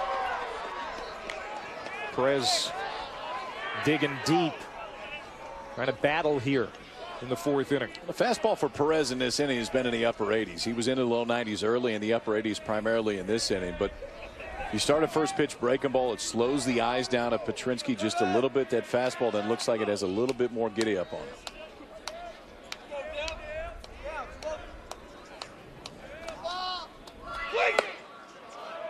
1-2. Good idea. He did the exact same thing to Ryan Reynolds. Started him 0-2 with 2 fastballs, trying to run the fastball up and out of the zone, and Reynolds ended up turning an 0-2 count into a 3-2 walk.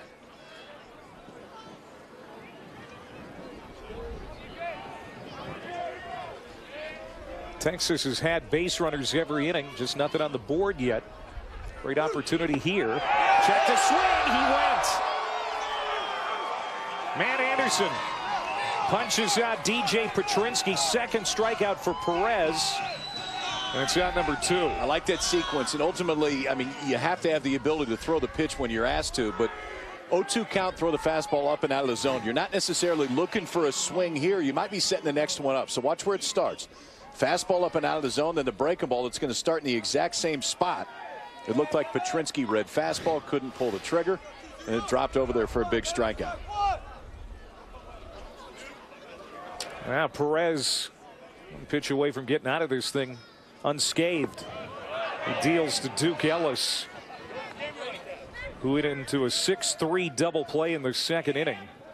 It was a great fielding job by Brandon Zaragoza, the Oklahoma shortstop.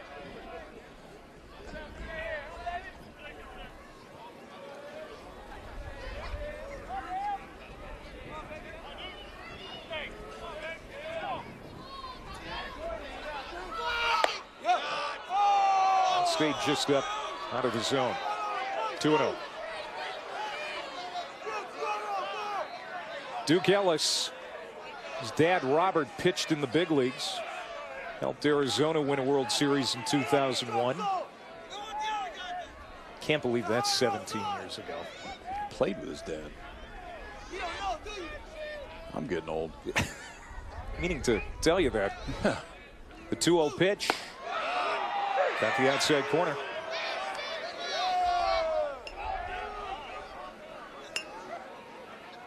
In fact, that was the best season of Robert's career.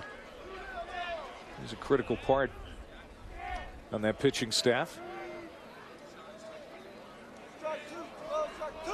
Ellis, a couple of hits in the series, had an RBI last night, looking to deliver here, and he sends it down the line. It's fair. 1 run is in. 2 runs score. It's a 2-run double for Duke Ellis. Texas is on the board here in the 4th. A new ball game right now.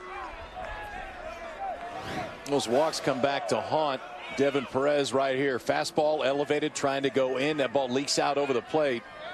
Duke Ellis just an advanced approach right here. Sees that ball's out of way. Keeps it fair by about 5 feet down that left field line. The spin's going to take it all the way to the wall. With 2 outs, I thought there may be a chance that Reynolds could score from third base. He's often going on the hands. He couldn't, but Texas scores their first 2 of the night, gets back within 1. Oklahoma has only allowed 3 walks in this series. All 3 have been damaging. Jake McKenzie hit the ball hard his first and only time up. Line drive to right field. He's 0 for 1.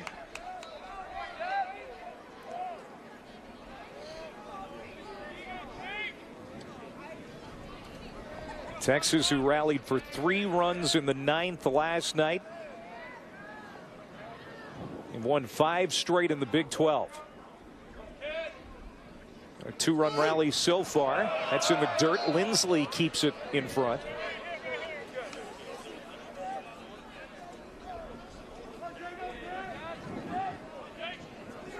Texas will play a non-conference home series against New Orleans next week. Still a Big 12 series at West Virginia, at Texas Tech against TCU.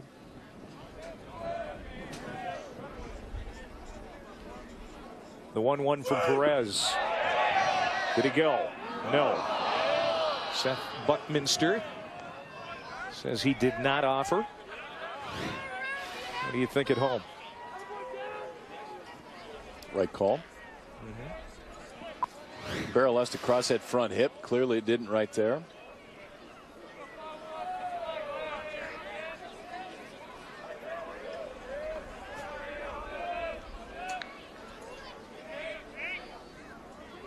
Reynolds at third, Ellis at second.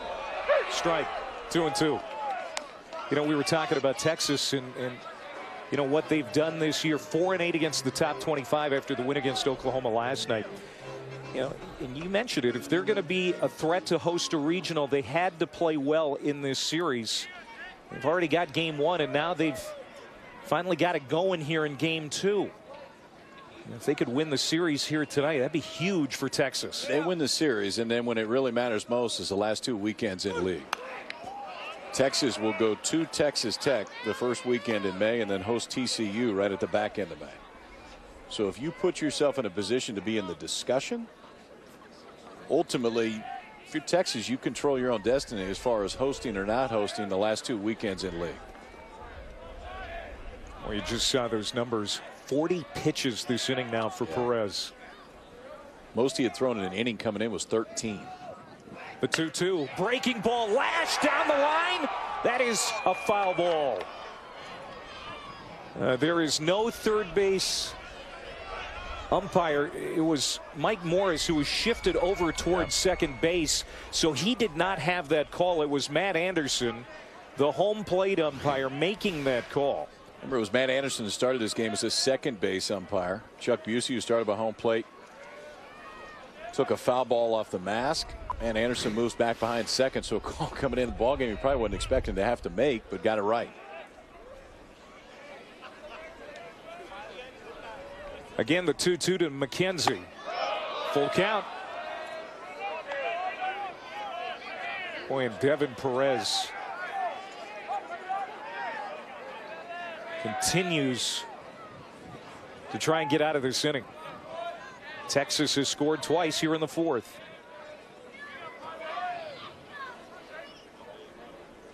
And the senior from Ashburn, Virginia, delivers. Just missed. And the bases are again loaded. The third walk this inning allowed by Perez. That didn't miss by much, but it missed. You know, pitch count, we talk a lot about pitch count. The reality is pitch count isn't exactly created equal. This is the best example when it isn't created equal. The first 3 innings, Devin Perez threw 26, 35 pitches. This inning he's thrown 43 alone. So that's 78. If you go through 4 innings, 78 pitches, and you roughly call it 17 to 20, that feels a little bit different than when you're out there throwing 43 in 1 inning, because it starts to add up. Legs start to go when you've been out there that long, especially on a night where it is cold. That was a big walk for Texas, because now they get back to the top of the order in Tate Shaw. Hit on the screws to right field, but right at Steele Walker. And Perez will get out of the inning without any further damage, but Texas on this chilly night in Norman finally gets on the board. It's now 3-2 Oklahoma after 3.5. Texas and Houston, and we saw Masters champion Patrick Reed sitting right behind home plate wearing his green jacket. Yeah, it was aggressive. I guess if you got it, you can wear it wherever you want. All right, if you had just won the Masters, would you wear it to the ball game? No. Here's a ground ball off the bat of Cade Harris. And Cody Clemens throws him out. Harris had been on twice with walks, so he's retired for the first time. You know, and that's the same point the announcers made on the broadcast today. They said, you know, if I had won the Masters, I'd probably be wearing it everywhere. But I got to be honest with you, it's kind of goofy. Yeah, I mean, I don't know Patrick Reed. I don't know that he's not exactly known for his humility as best as I've seen on the course and off it. But yeah, I mean, if you win the thing, I guess you can wear it wherever you want. And who knows, you know, maybe we don't know the whole story. Maybe there was some kind of promotion going on where they had asked him to wear it while he signed autographs up on the concourse or something. Maybe we don't know it all.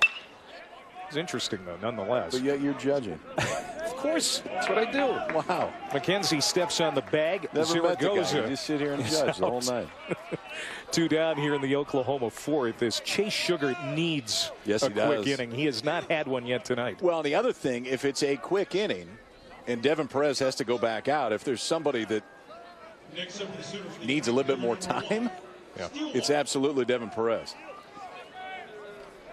Steele Walker at the plate.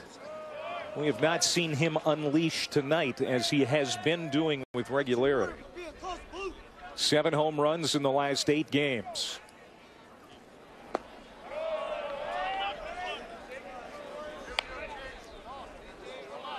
Junior for Prosper, Texas. 2 for 3 with a home run last night.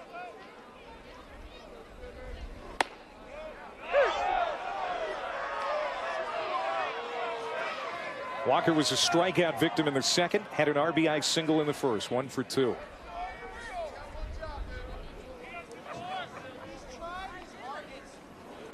Breaking ball. Just missed for Sugar. Nice try, pitch.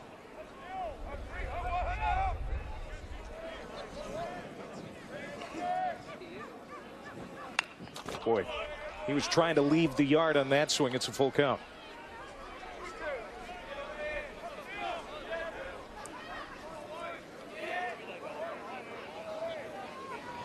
Oklahoma out to the best conference start since 1984, but they've lost 2 in a row. Popped up. Petrinsky has the mask off, but it's going to land in fair territory. That is a hit. No, it's foul. Nobody touched it. You're right. You're right. You're right. That was heads up at the end by Texas too, because the wind's going to play havoc, and ultimately Petrinsky, the catcher, is out. And in any normal night, this ball is going to come back and basically land right on home plate.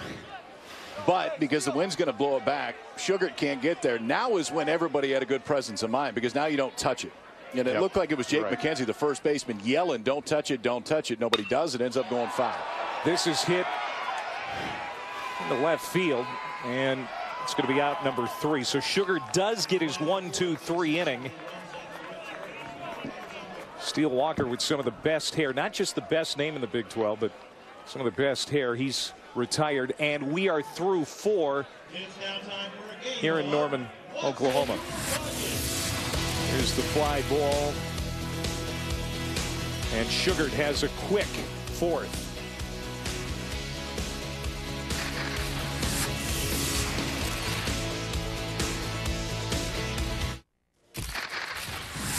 Texas and Oklahoma. Let's go back to the Steele Walker at bat. And this, like you said, Kyle, was a very smart play, specifically by Petrinsky, to tell everybody to stay away from it and make that a foul ball. Yeah, Jake McKenzie over at first base, DJ Petrinsky, the catcher. And you can see right at the last minute, Petrinsky's glove went out and he pulled it back. If he touches it, the ball's fair because it had already hit in fair and didn't land in foul. But when they let it go, what looked to be a high infield single instead just led to a longer at bat.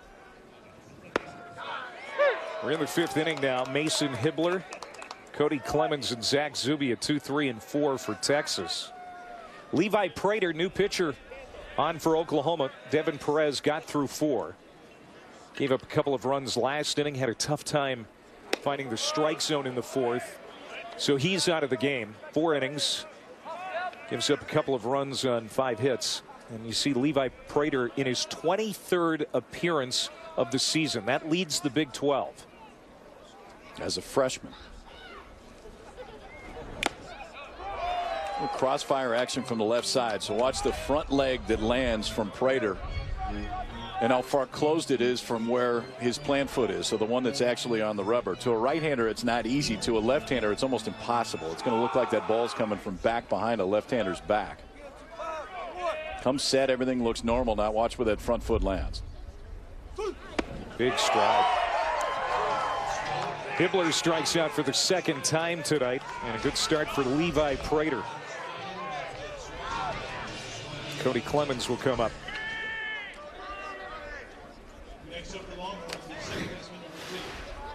Watch this. So now it's going to get even tougher for Cody Clemens. Watch that front foot, how far closed he is. So If you just saw his body and the way everything is moving when he goes to let it go, it looks like he's throwing it into the left-handed batter's box. That crossfire action is really hard on a left-hander. Cody Clemens, a couple of hits tonight, a single in the first, a double in the fourth.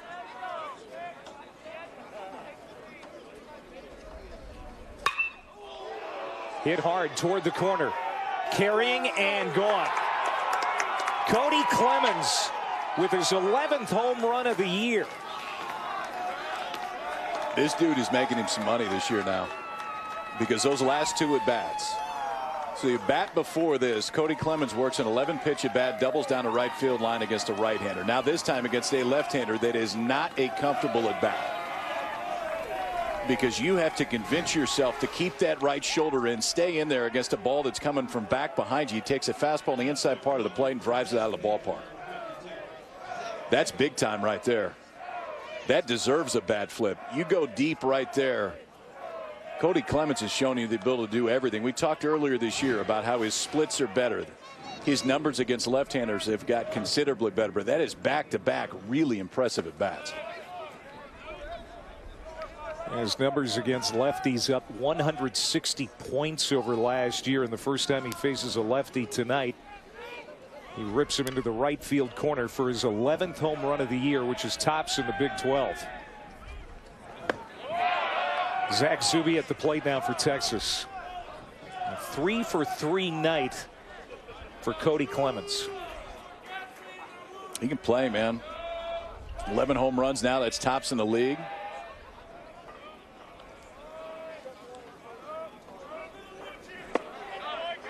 And you got to realize playing at Dish Falk Field is not an easy place to hit home runs. I mean, it's a little bit easier than it used to be. They've brought the fences in a little bit, but it is not known to be an offensive ballpark. Cody Clemens got a chance to hit somewhere between 15 and 20 home runs this year. That is a big number in college baseball. It's a really big number when you're playing at that ballpark.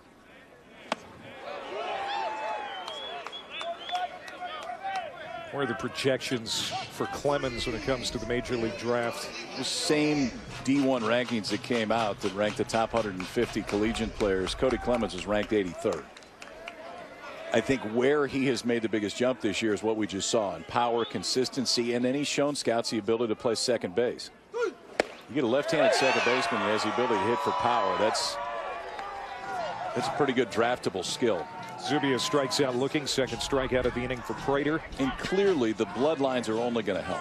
I mean, he's not on the mound, but just kid grew up in a dugout. He didn't grow up in a dugout middle of nowhere. He grew up in the dugout at Yankee Stadium. I mean, just being around that when you're growing up and around major leaguers the entire time, you know that the aptitude for the game is through the roof. He's got a brother who's already in the minor leagues, Casey, playing first base in Lansing this year, as Hamilton can't hold up.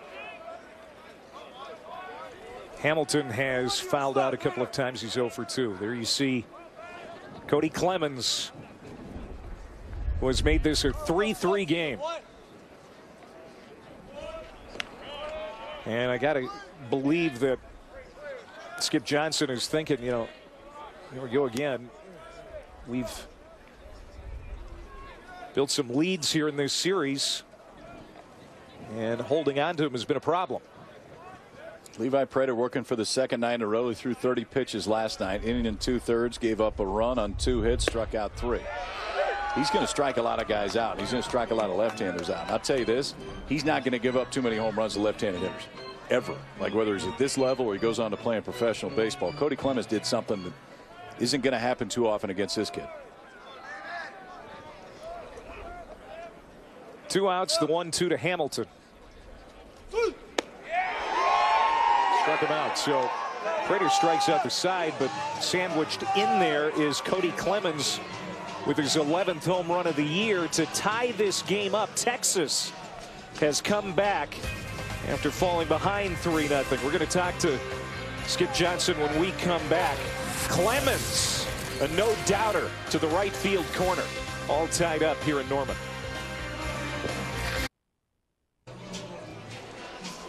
Clay Matvick, Kyle Peterson, joined by Skip Johnson from the Oklahoma dugout. Coach, you built the 3-run lead, but Texas has come back. What are you seeing from your boys here tonight? I mean, they're competing pitch to pitch. I mean, early in the game, it was really good having quality at bats, and the umpire goes down. It kind of gave them the momentum back. You know, Cody had a tough at bat off Devin and kind of started the tailspin. Kyler Murray to hit right now, Skip, and we've talked about it. We've talked about it a lot tonight. I mean, just a premier talent right now. From your standpoint as a head coach, what do you see from Kyler Murray as a player now, and what do you think people can see in the future? I think he's a dynamic player. He's Andrew McCutcheon's top guy. Can really run, physical. I mean, knows the strike zone as a hitter, and just didn't try to do too much right here. I think he'll have a quality at bat. All right, Coach, thank you very much. Thanks, Skip. Thank you, guys. Skip Johnson, the Oklahoma head coach, who Texas fans know very well after spending a decade as Augie Garrido's pitching coach. You know, we got to thank Matthew and the rest of the camera crew working hard here tonight. You notice there as he was shooting tonight. Skip, it was not easy to keep that camera steady with the wind blowing as hard as it is. Kyler Murray hits it right on the screws. Clemens knocks it down on the backhand and throws him out.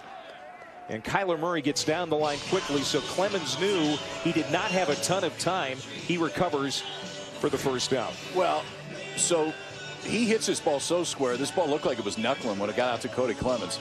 So one thing is knuckling. The other thing is the wind will actually hit a knuckleball more than it will anything else on that, and moving around a little bit more. A good job of Clemens just to smother it, and then he knows the speed of Murray. He can't take too much time to get that throw over to first base. That ball was hit right on the button. One out for Brady Lindsley. Lindsley 1 for 2, an RBI single in the first. Chase Sugart's still working here for Texas. The starter for the Longhorns tonight. Give Sugart credit, because it looked like he was going to get knocked out of this one a little bit earlier. It goes a 1-2-3 fourth. Has hung in there long enough to let Texas get back in the ball game. Now Cody Clemens goes deep to tie it up, and Chase Sugart is now retired 6 in a row. Now make it 7 in a row. It's the 4th strikeout for Chase. It's like he's gained a little bit of confidence, and the stuff's getting a little bit better. DJ Petrinsky was sitting outside, but still the breaking ball was enough to freeze Brady Lindsley. 4th strikeout of the game for Chase Sugart. 2 outs. And Briley Ware, who was hit by pitches last time up by Chase Sugart, and that was the pitch that knocked our home plate umpire out of the game, Chris Bussey. Took one off the face mask, and after they took a look at him, they made the decision that he should probably take the rest of the night off. And Matt Anderson, who was at second base, has moved behind the plate. That was back in the 3rd inning.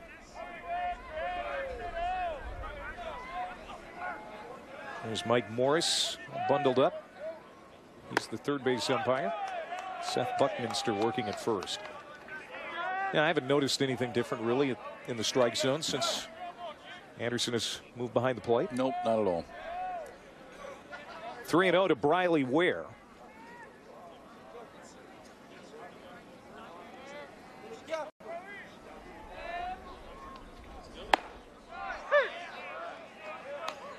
You know, getting back to Skip Johnson, he nearly turned Augie Garrido down when he was offered the job when he was at Navarro Junior College. Garrido wanted him really bad, nearly turned him down. Oh, that's a disappointing walk for Sugart. We got the first 2 outs quickly. 4th free pass allowed by the Texas right-hander. Well, I mean, really a rare situation if you're Skip Johnson. Pete Hughes, the head coach here last year, resigns. And in talking to Skip about it, I mean, there has to be a level of uncertainty immediately as to what your future is. He was an assistant coach on this club last year, but got a chance to interview for the position with Joe Castiglione. And when he went to the first interview with Joe Castiglione, had a suit on, and Joe Castiglione mentioned something about the suit. He said, you know what, it's the most important day in my professional life. I'm going to wear a suit. So the second time, this is a few weeks later, Joe Castiglione calls him back, wants to meet at the same place to sit and talk about presumably the job. Joe Castiglione looks at him in the middle of the breakfast and said, you know, you said last time was the most important day of your professional life. Today's actually the most important day of your professional life because I want to offer you the job. And for a guy that had not had a head coaching position at the Division I level, and really anyone would feel uncertain about their position when your head coach resigns. Now steps into a position of leadership here and really has the respect of all of these kids and earned it last year as a pitching coach. And gets Oklahoma to its best start in conference play in 35 years. Yep. Not too bad. No. I mean, that'll make a nice first impression on the fan base. That slider doesn't find the strike zone. It's 1-2. That puts Sugared at 100 pitches on the evening. Fun guy to talk to. I appreciated talking to both of the head coaches tonight. Both who have been influenced one way or another, or many ways over the years, by Augie Garrido. Absolutely. And both assistant coaches that, you know, at the time, two of the most powerful programs in the country. When David Pierce was at Rice, was when Rice was really humming. Time that Skip spent at Texas, they spent plenty of time in Omaha. Now it's a 3-2 count. And we see both dugouts honoring Augie. Last time I saw Augie was last year in Long Beach during the regionals. It was great to see him there. And he's the best. A chance to talk to him briefly.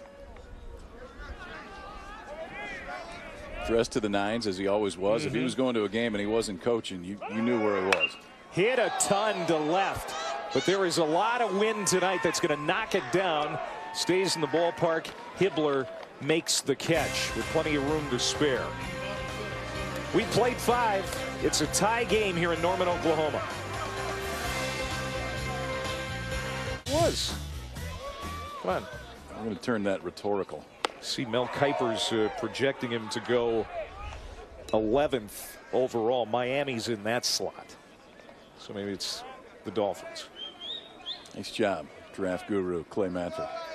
Of course, the guy in center field tonight is competing for the job as Oklahoma's quarterback to replace Baker Mayfield. Now, it's not going to just be handed to him. Austin Kendall, a sophomore, also looked pretty good today at the spring game.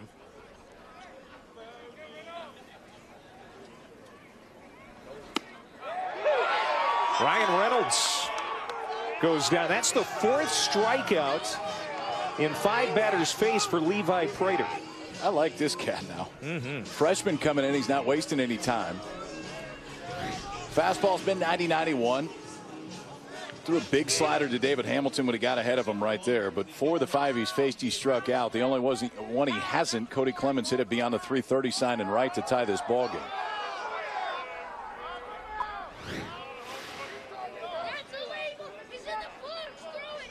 Levi Prater is a terrific story.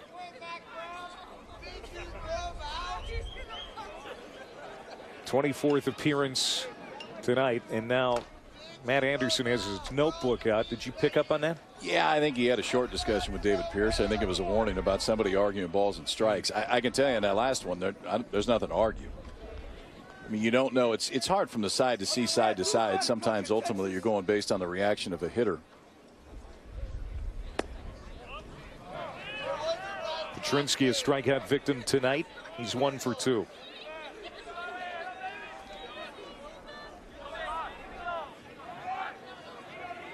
Prater has 4 strikeouts and a solo home run allowed in his 5 batters faced.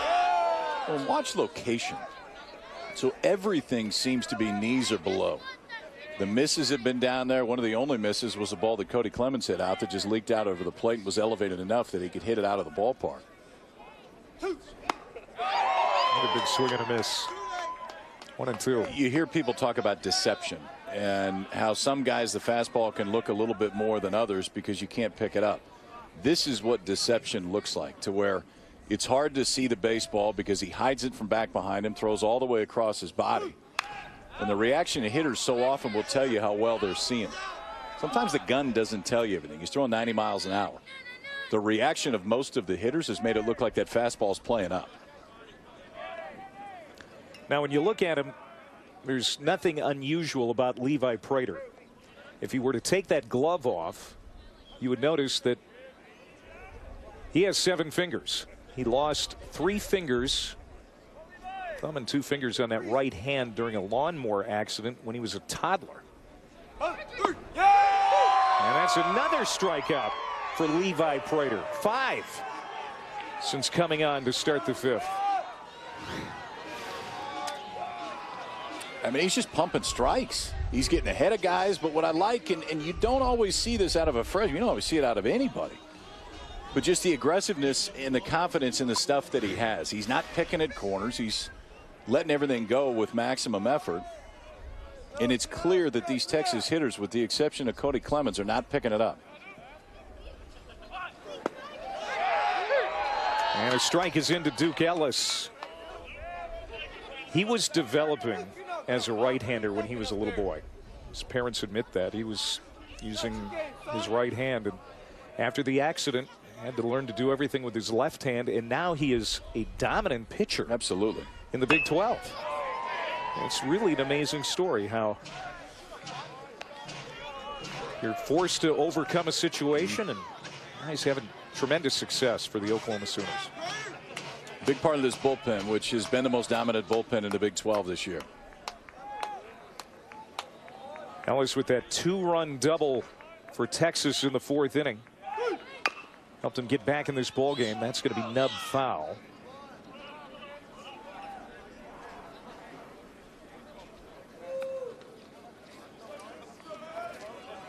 The other thing I like is just the advanced knowledge of what to do when he gets into a plus count. So the first pitch of this at bat was a first pitch slider. He threw it over the middle of the plate. You don't think you're going to get too many swings left on left with a first pitch slider. Most guys are going to take it, so you don't have to be as fine. Then when he gets into a 2-strike count, expanded the zone against Hamilton, ran the slider off the plate. That time was trying to do the exact same thing to Duke Ellis. Wow. Struck out the side in the 6th. 6 strikeouts and a solo home run allowed so far for Levi Prater. The only mistake, that homer to Clemens last inning. But other than that, he has been dominant, KP. He has since coming in. He's aggressive. He knows what to do when he gets ahead in the count. 6 strikeouts every out that the freshman Levi Prater has tonight is a strikeout. We're tied at 3 to the bottom of 6. Very competitive as well. We're tied at 3 in game 2 of the series here at Norman. He's Kyle Peterson. I'm Clay Matvick, and we thought this might happen. Yeah. Nolan Kingham coming on in a relief appearance after being passed over for a start last night. Yeah, most thought that we would see him last night, but that wasn't the case. Nolan Kingham, who was slated to start game 1, did not start game 1. And when we talked to David Pierce before the ball game, he said, listen, he's not suspended. He potentially could see him tonight, but I just wasn't going to start him yesterday. I wasn't going to start him today. So now he comes into the tie ball game. And if you're Texas, you have a situation where a guy that enters into the 6th inning, who has been stretched out plenty this year as a starter, could theoretically finish this ball game off. Cade Cavalli is at the plate. 0 for 2, a strikeout and a ground out against Chase Sugart, who goes 5 innings tonight. Nolan Kingham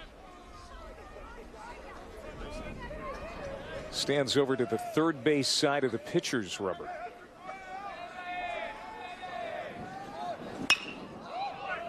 Now, why would he do that? You don't see that a lot. Yeah, I mean, for right-handers, especially if you're going to face more right-handers in the lineup, it is a little bit tougher for him to face it because that right arm's coming from a little bit further behind. It's the same idea as a left-hander Prater. You're trying to create as much deception on that side of the rubber as you can. Sometimes it's just comfort level.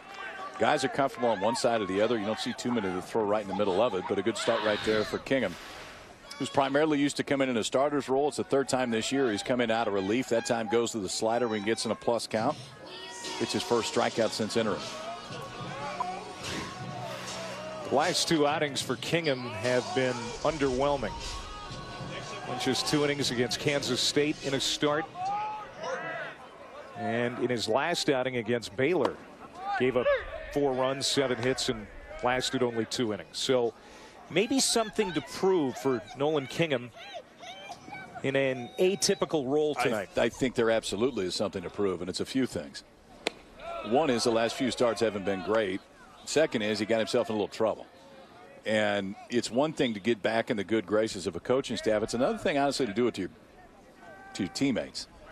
because when you're expecting a guy to throw game one of the series and it doesn't happen. Now Texas came back to win that game, but they had to throw a freshman who was not used to being in a situation like that. He got thrown into a spot that he wasn't used to. Texas came back to win game one. Now you go out, give him a shot in the arm here, throw 3 or 4 innings, make everybody feel a bit better. Tyler Hardman hitless tonight. And the count here 3-1.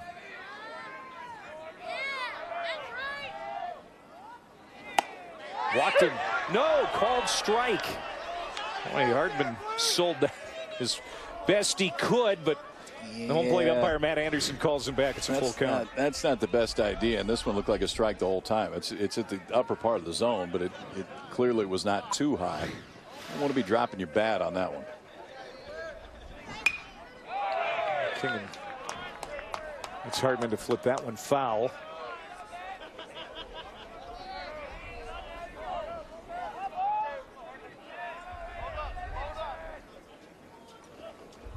Jessica Mendoza just texted me and said that she would watch Big 12 Tiddlywinks. So maybe ESPN can get that contract.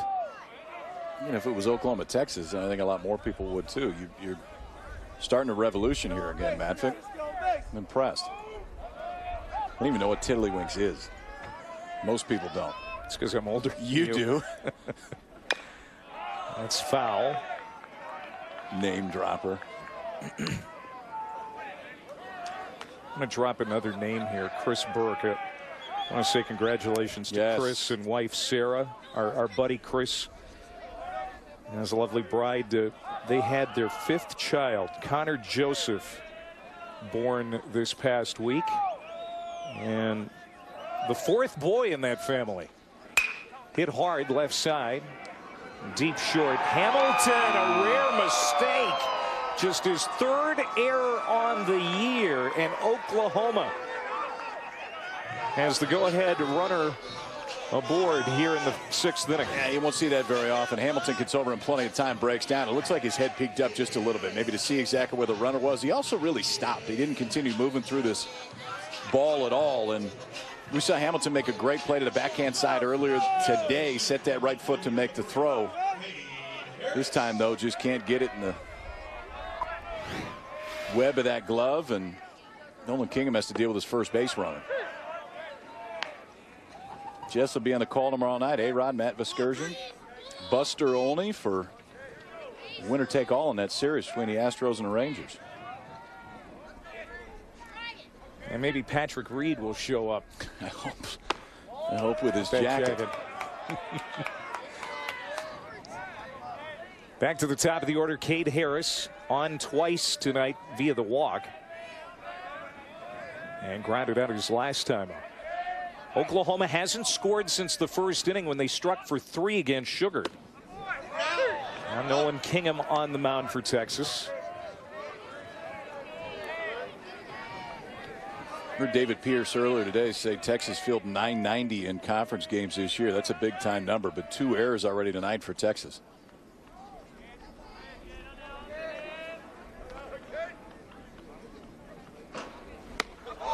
And from 2 guys you don't expect to make them. The shortstop Hamilton, who just had the error, and then Jake McKenzie in the 1st inning, who's been really solid at first base. Well, both these guys used to play on the turf too. I mean, Texas has the same surface that Oklahoma does right here, so they're used to what it feels like to be on an all-turf infield.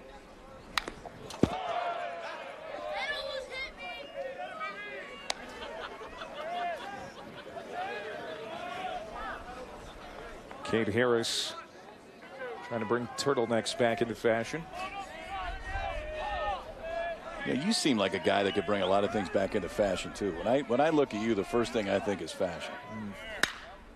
Wait to see what we'll see tomorrow. You know, it's funny you say that. You're waiting to see too. Well, actually, no. I've got a sport coat in my closet that I nearly picked out for this trip that I've had for 14 years. And I passed on it, and I'm wearing this one. And I'm sure that this one isn't too far behind in age. I got one on I haven't had for 14 hours because I forgot to pack one, so you win. Well, now Matt Anderson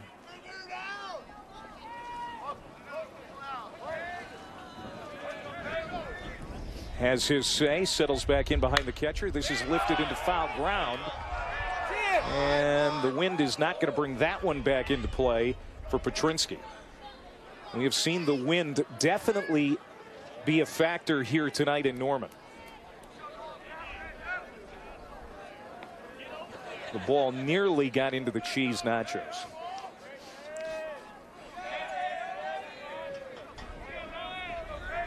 He looks comfy. He looks comfy. Swung on and missed by Harris, and Kingham gets the second out. We were talking about Jess and Sunday Night Baseball. Texas and Houston from Minute Maid Park. Rangers came back to win today, 6-5 in 10 innings. Coverage begins 7 Eastern on ESPN with baseball tonight and Sunday Night Countdown. See the play Bregman made? Yes. Backhand side went all the way into foul territory, threw it across the diamond. Adrian Beltre adds to his Hall of Fame career. He goes deep today. He's on my fantasy team too. You know, Bregman, when he was at LSU, played primarily at shortstop. Been very impressed with his defense. I mean, A.J. Hinch will tell you, I mean, he could play in the middle of the diamond if he needed him to. But what makes Houston's left side of the infield so dynamic, obviously Correa out the middle, but I mean, you got a shortstop playing third base and can make plays that he's incredibly athletic over there, and he's grown to be very comfortable at the position. One of my favorite guys to watch when he was in college in his 3 years at LSU. Good pitch. Wow. Boy, Kingham walking toward the dugout, thought he had strike 3 on Zaragoza, and Matt Anderson didn't give it to him. I think that was the right call. Yeah, I think it probably was too. And honestly, it's not exactly the spot that Kingham wants to throw it. If he's throwing a breaking ball in that spot, he's trying to throw it glove side or bury it away from the right-handed hitter. That one slipped out of his hand a little bit. Looked like it just missed the plate.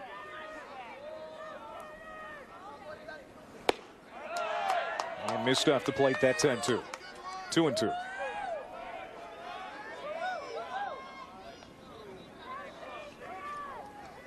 Yeah.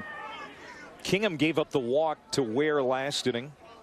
The base runner Hardman on the air this inning. But overall, I think he's looked pretty good.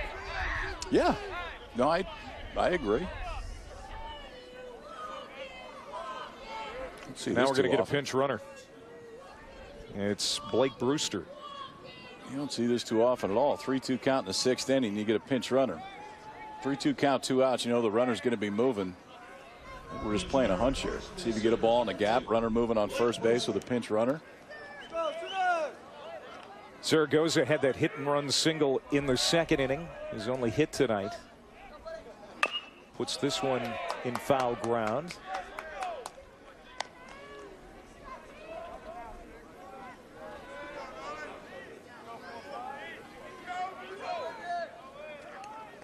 Talking about Bregman, Zaragoza, very good shortstop too, defensively. 3-2 pitch. Walked him. Second walk allowed by Kingham. And so things getting a little interesting. And you can see the expression on David Pierce's face. It's because he's cold. That's why. That too. Maybe a little frustrated, but a lot chilly.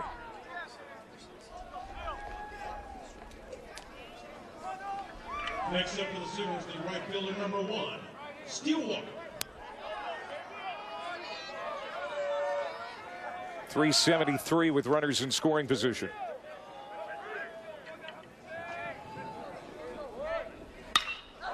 Hit high and deep. Wind blowing out that way. Deepest part of the ballpark. Shaw and Ellis collide out there, but they come up with the catch. Tate Shaw and Duke Ellis nearly have an accident out there, but they're both smiling. It was Ellis that came up with it. Never a doubt. And on a night where the wind's blowing that way, this is a ball that probably should be Ellis's. The right fielder goes over. A little bit of miscommunication, but ultimately it ends up in the glove. Six complete. A little chilly in Norman, but a good ball game. Tied at 3 to the 7th.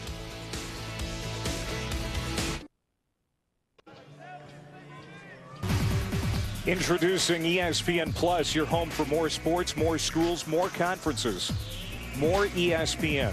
Stream ESPN Plus exclusively on the ESPN app for just $4.99 a month. Sign up now for ESPN Plus. Temps in the upper 30s, feels like mid-20s with the wind chill here tonight in Norman, Oklahoma. As we've got a 3-3 ball game heading to the 7th. Prater has struck out the last 5 hitters he faced. The solo home run allowed to Cody Clemens last time Texas touched him. This one put into play by Jake McKenzie, the 9-hole hitter. And he's quickly retired as Ware throws him out.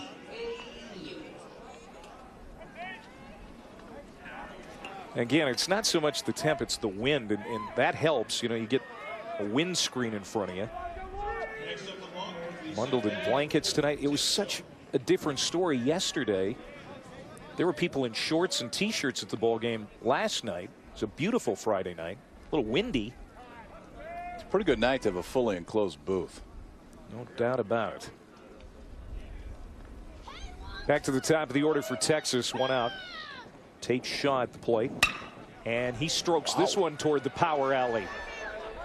And Kyler Murray comes over and makes the catch. Boy, he can cover ground quickly. 2 down. Yeah, he can't remember. The wind's taking it away from him right there.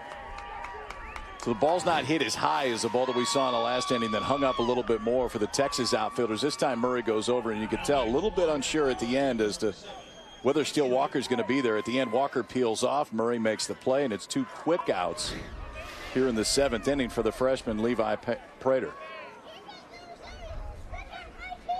You don't see that one very often. You don't see the glove on the throwing hand. Some quarterbacks will do that. Maybe it's the same thing. He's just comfortable doing it.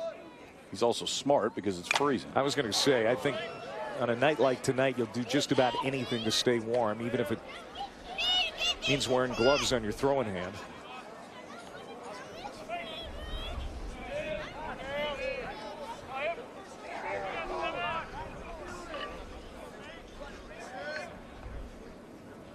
Hibbler is 0 for 3 tonight.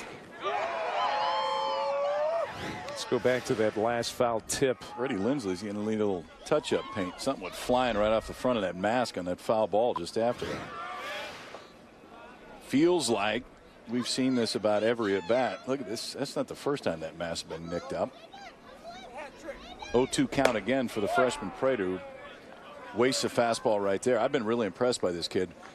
Some of it is the way that he's throwing the baseball tonight, which has been outstanding. The other is he's on back-to-back nights. Went 30 pitches last night, and on a cold night where honestly Oklahoma needed somebody to go get him more than 3 outs. He's got a chance to get him 9 and keep this ball game right where it's at. He came in to start the 5th. And the only one that has touched him is the guy in the on-deck circle, Cody Clemens, who stroked a beautiful swing and got his 11th home run of the year. It was a screamer to right field.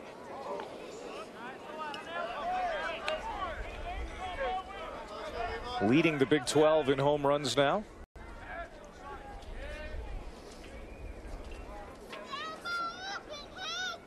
Came into the night tied with Colin Simpson of Oklahoma State.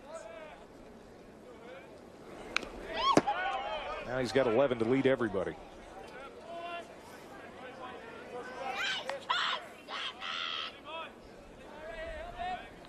Steele Walker just 2 behind with 9, and I thought he had his 10th. That ball came off the bat last inning. I thought OU had a 3-run lead. Ballpark playing big tonight.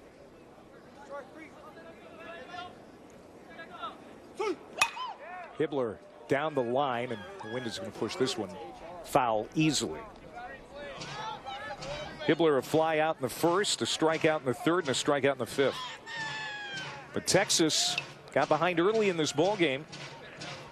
Oklahoma jumped out to a 3-0 lead in the first. Texas scored 2 in the fourth, and the solo home run by Clemens tied it up in the fifth.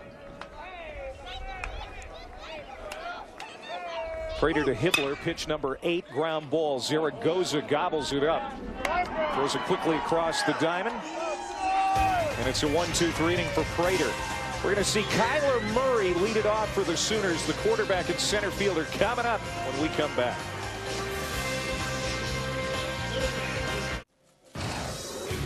Kyler Murray, the sophomore from Allen, Texas. Texas A&M transfer, of course, balancing spring football and playing center field for the Sooners. Earlier today in the spring game,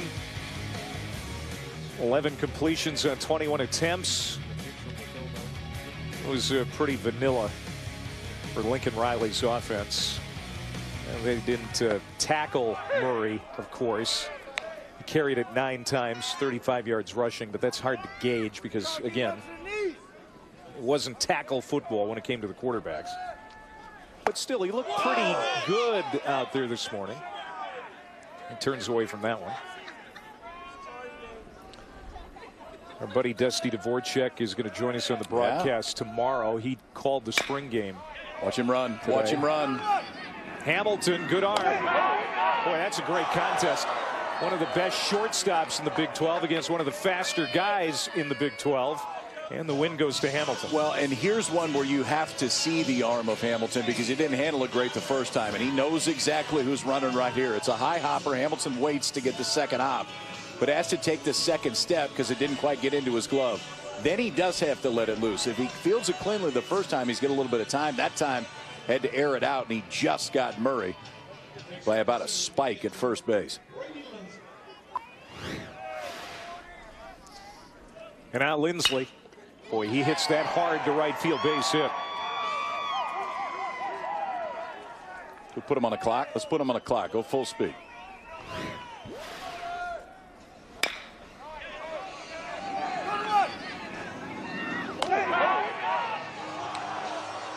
I got a 4-1 from the right side. Got to be a little bit quicker than that. Give the guy a break. He's had a long day. Don't yell at me, okay? This is I'm trying to concentrate on stuff, and you turn around and yell at me. He's got a bright future. I'm trying to get in line to be his agent. Thankfully, it's too late. I'm sorry. He requires people to dress a little bit better than you do. There's no chance he's hiring you. That's the first hit for Oklahoma since the second inning. You know, that is really incredible considering what a tough time Chase Sugar had to start this game tonight for Texas. Now, of course, Nolan Kingham is on in relief and has been since last inning, but the way it was trending for Sugar, you know, it looked like Oklahoma was going to have a lot of hits. If you're Texas, you're very happy about what happened with Chase Sugar because he gives up 3 in the first. It potentially could have been more. And then he danced around some problems the next 2. Then he found his groove. First 1-2-3 inning was the 4th, faced one over the minimum in the 5th, and pitched him 5 complete when in the first inning I wasn't quite sure he was going to get out of the first. Bradley Ware is a strikeout victim. That's the 3rd for Kingham since coming on. The other thing it did is it gave Texas enough time to come back and get Kingham in the game. Because if it's 3-0 and they've got to go to the bullpen, they're not bringing this guy in. They're going to wait until it's a tie ball game or they feel like they have a chance to win it, which is exactly what it ended up by the time Sugar went out. Gives Kingham a chance to come in this ball game and potentially finish it for Texas. So 2 outs for Mendenhall with a man on. And for David Pierce, he can send a message to Kingham with really not losing anything. I mean, he takes his Friday night guy and pushes him back and uses him in a relief situation here tonight, and things could come up aces for him. And get his message across at the same time. Absolutely. And ultimately can make whatever decision you want next weekend. So it doesn't negatively affect whether or not he starts for you next weekend. That becomes a decision for the coaching staff. But I think it says a lot about Pierce's character, too. Absolutely. I mean, listen, they're playing Oklahoma. It's the biggest rival. It's a Friday night. You're not thinking about anything other than your normal Friday night guy going. And he stuck a freshman into the role because he thought it was the right thing to do. I totally agree with you. And honestly, it's an opportunity for growth for Nolan Kingham. He comes back from this, gets a chance to, maybe realize that there was a mistake made along the way, and has a chance to really pick his club up tonight on the mound.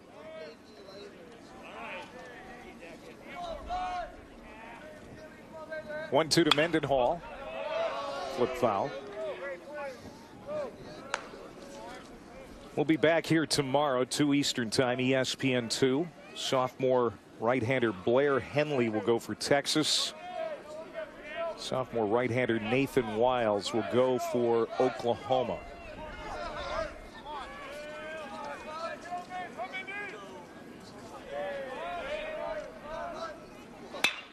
That's wrapped to the right side and past Clemens. Base hit. 2-out bingo for Mendenhall. His second hit tonight. And here come the Sooners in the 7th inning. 14th multi-hit game of the season for Mendenhall, second of the series.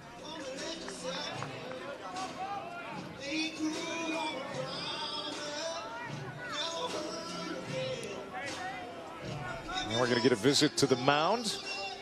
Texas pitching coach Phil Haig coming out.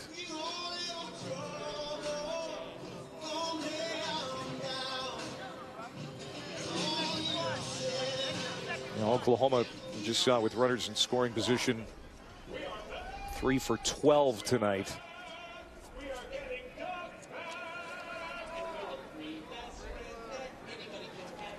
Cade Cavalli coming up. He is hitless tonight, a couple of strikeouts.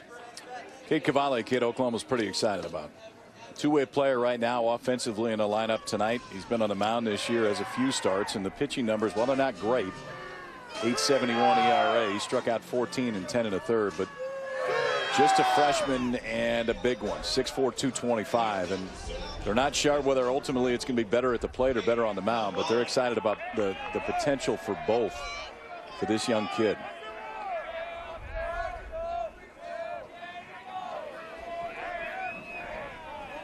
First pitch from Kingham to Cavalli is outside. Cavalli, in his first career at bat earlier this year against Indiana, hit one out of the ballpark. He's homered one other time since. And he's ahead in the count, 2 balls and no strikes.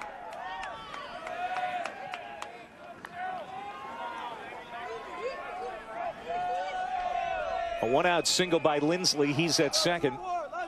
A 2-out single by Mendenhall. He's at first. Popped up. This could get Texas out of the inning, but the wind is troublesome. And hanging on to make the catch is the first baseman McKenzie. Oklahoma threatens but doesn't score in the 7th. We stay tied.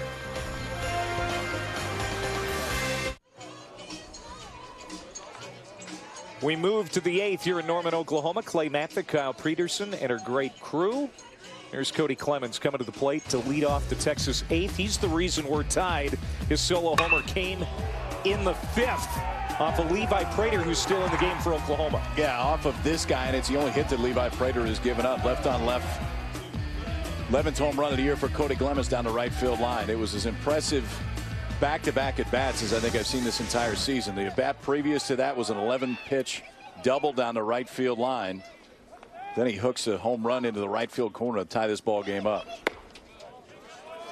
Prater has retired 8 in a row. Shift now on. So on the infield, Kyle Mendenhall, the second baseman, pushed deeper into that 4 hole in the outfield too. Steele Walker is way towards the right field line. Out in center, Kyler Murray shading that way as well. Prater spikes that one in front of home plate. 2 balls and no strikes. Clemens, triple away from the cycle. Single in the 1st, a double in the 4th, and that homer in the 5th. Texas won last night. They've come back from 3 down here tonight to tie it up. He is living down in the zone. Everything. The misses are there. If he goes up, it seems like he's going up with a purpose, and he really hasn't gone up much at all. Really impressed with his freshman left-hander.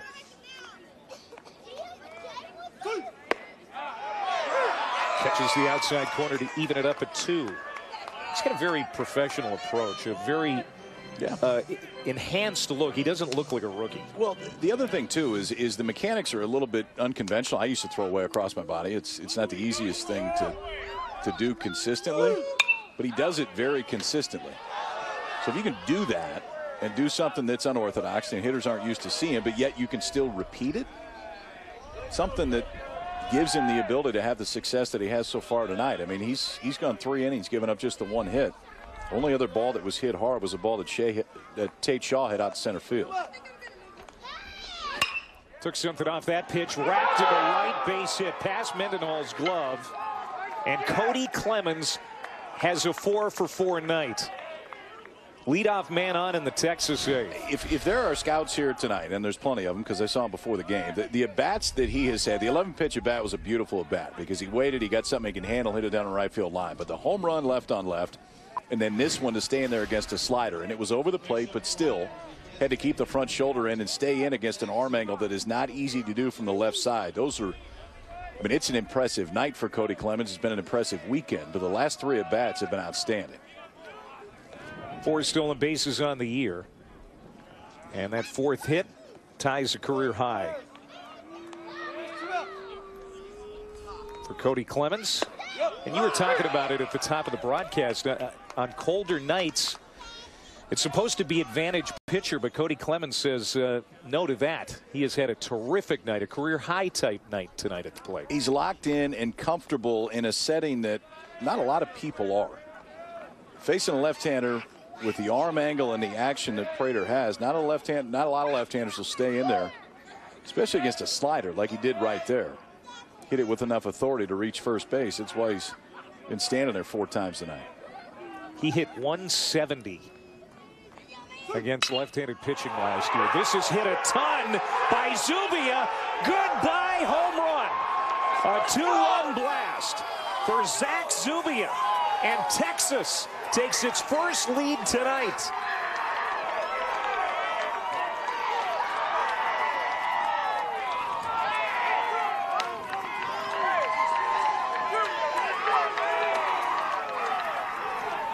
On a ball or on a night where the ball is just not flying, it's cold, the wind's blowing left to right, this is a dude that can hit it out on any night.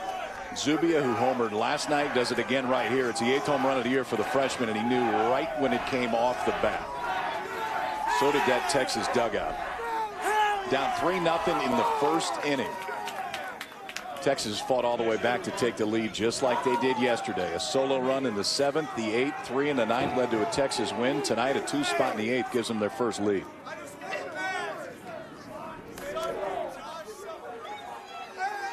'31st and 32nd runs batted in for Zubia. And Texas is playing from in front for the first time. Well, OU was playing with fire, too, because the freshman had gone 3 straight innings after throwing 30 pitches last night. And at some point, the stuff's going to start tick down again. And guys that have seen him the second time may take a little different approach. Zach Zubia took a little different approach. Backspin to right center field, ran the wind right out of here and gave Texas a lead. And I would go get him now. And Prater, who had retired 8 straight, runs into Clemens and Zubia here in the 8th. Back-to-back hits, and it's 5-3 Texas.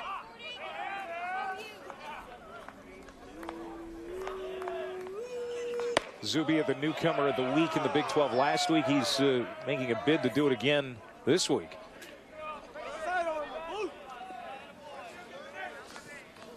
David Hamilton 0 for 3 tonight.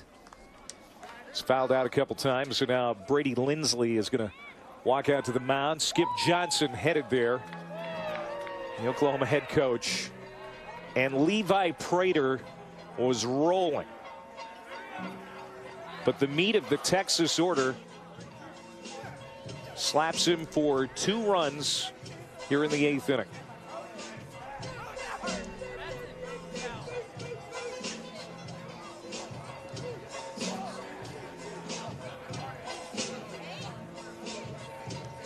We'll see if that's all for Prater. Yeah, and for Levi Prater, the freshman, he throws 30 pitches last night.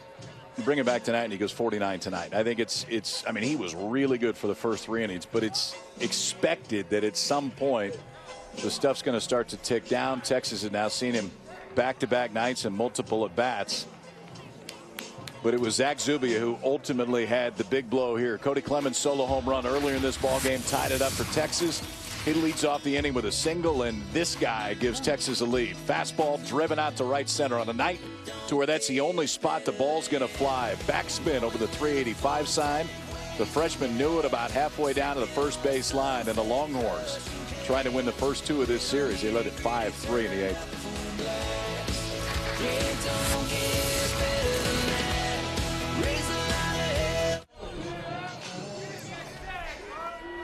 Texas with the 5-3 lead. New pitcher. And David Hamilton puts it in play. Austin Hansen gets one out on one pitch. Austin Hansen, blown save opportunity last night for Oklahoma. Gave up 3 runs in the ninth. Skip Johnson going with him here in the eighth inning, and he gets the first out. Yeah, I'm a little bit surprised to see him, too. Austin Hansen threw last night, and it's a big-time fastball, but threw 22 pitches last night. I wouldn't have been necessarily surprised if Oklahoma was ahead, but behind in the eighth inning, bringing Hansen back in after he threw him last night, to where if it stays this way, Oklahoma's going to need all the guns that they have tomorrow just to win one in this series. And I don't think you concede and just throw somebody out there that hasn't had a lot, but Hansen's one of their top guys. It is a deep bullpen, but this is one of the reasons why. Ryan Reynolds at the plate for Texas.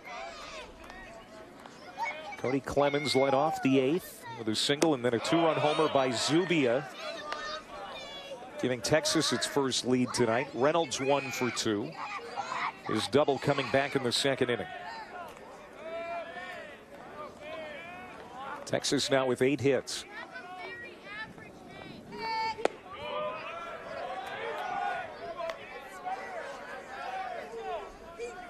It's got to be a little warmer in that Texas dugout now for the Longhorns. They have a chance to win the series here tonight after taking game 1 7-6 last night. They did it last night in come from behind fashion as well. 5 runs in the last 3 innings.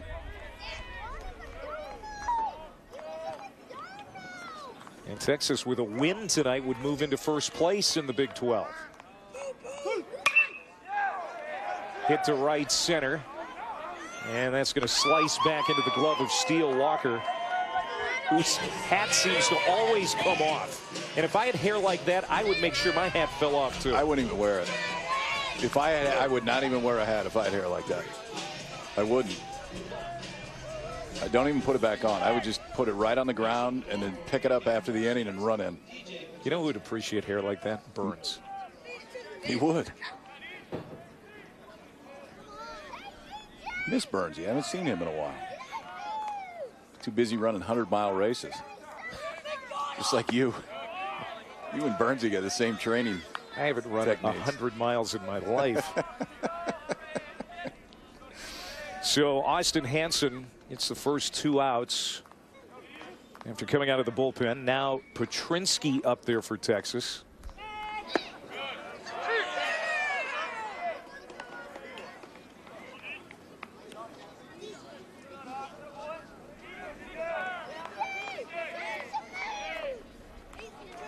Petrinsky 1 for 3 tonight with a couple of strikeouts.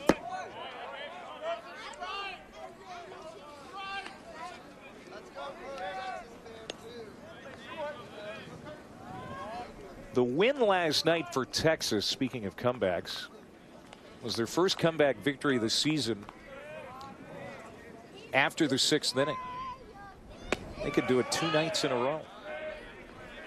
It's a different club than I saw at Arkansas about a month ago. It is a vastly different club. Starting rotation really isn't any better.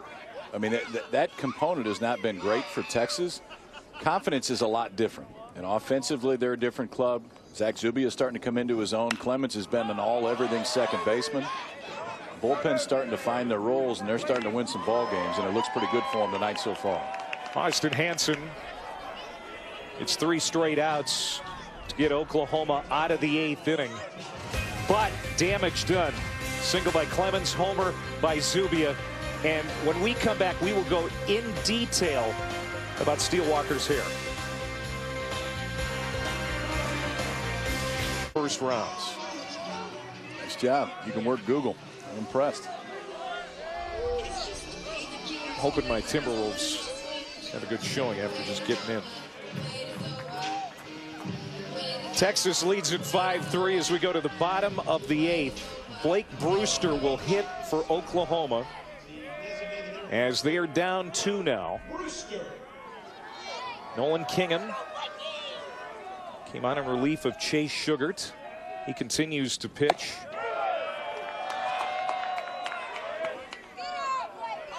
Blake Brewster pinch ran for Tyler Hardman back in the 6th inning. He gets his first plate appearance tonight.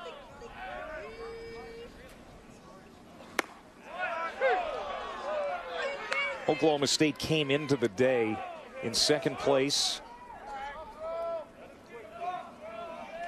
in the Big 12, but lost at West Virginia today. That series is even at 1. So Texas, with a win, would go into first place over Oklahoma, with Game 3 tomorrow afternoon here in Norman.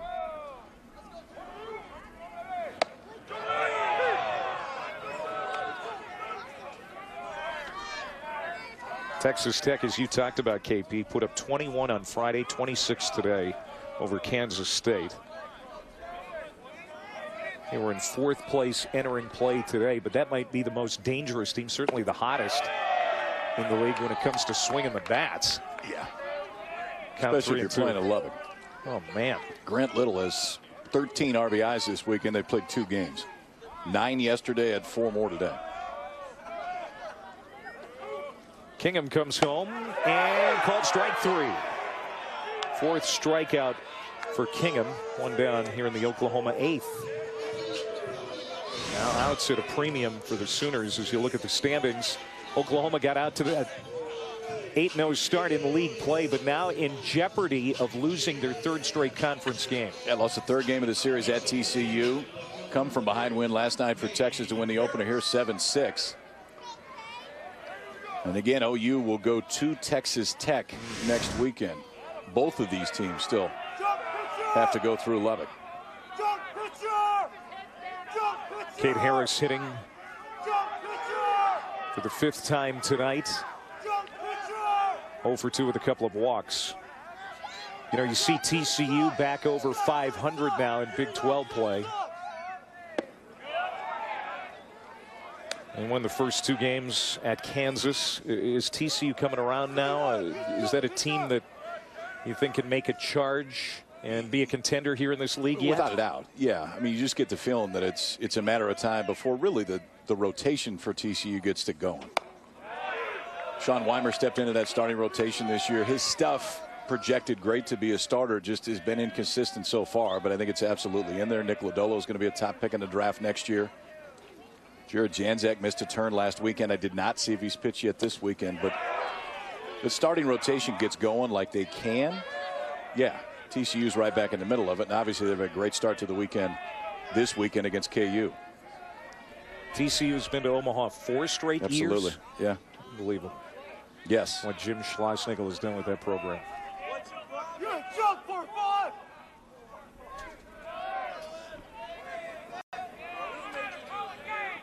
One ball, 2 strikes. Another called strike 3. Same pitch. So Kingham rolling now as he gets Harris to go down looking. Same pitch. He's come back with that 2-seamer on the inside part of the plate. His back-to-back left-handers. Cade Harris has now struck out back-to-back times. Good job, too. DJ Petrinsky has been impressive back behind the plate. We talk about his ability to throw out runners. He's thrown out 14 to 25 this year, but framed up that 2-seamer and really waited for it to come back over and catch a piece of the plate at the end. First pitch swung on by Zaragoza. Fouls it back. And we've also seen Petrinsky make a nice play in foul ground with a tough wind. And his communication on that ball that Steele Walker hit in the air that if he could have easily been touched single for a hit. But his communication was stellar there. That's what a good catcher does, kind of the quarterback of the infield. Absolutely.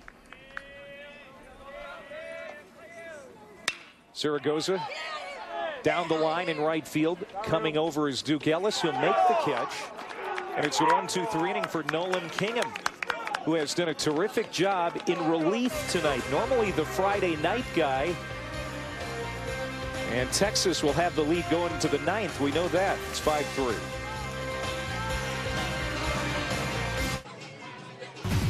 Ladies and gentlemen, behold Kyle Peterson on the read.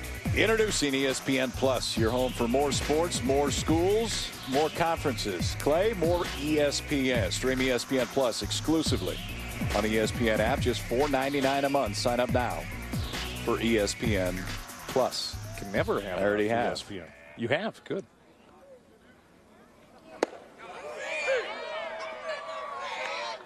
I think everybody should have that.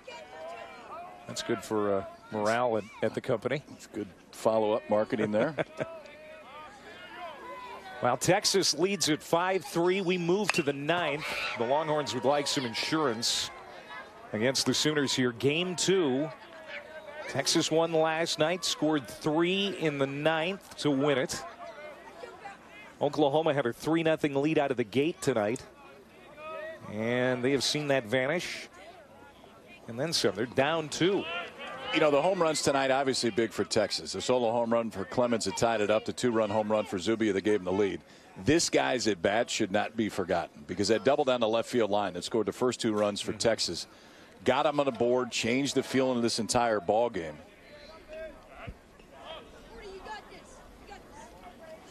It was the 2-run double back in the 4th that scored the first 2 Texas runs, got him back within 1. Austin Hansen got 3 outs last inning. He'll get a ground ball here, having to hurry his rare, and he throws it away. And Duke Ellis is aboard. No, they're going to call him out. Was there an interference? No, there wasn't, and I think it's the wrong call. I was watching right when it happened. Seth Buckminster is a first base umpire, and ultimately this ball's going to get by the first baseman. And the move that was made, Duke Ellis turned, but to me did not make any type of a move like he was running to second. If he does make that move, he's back in play. You can tag him.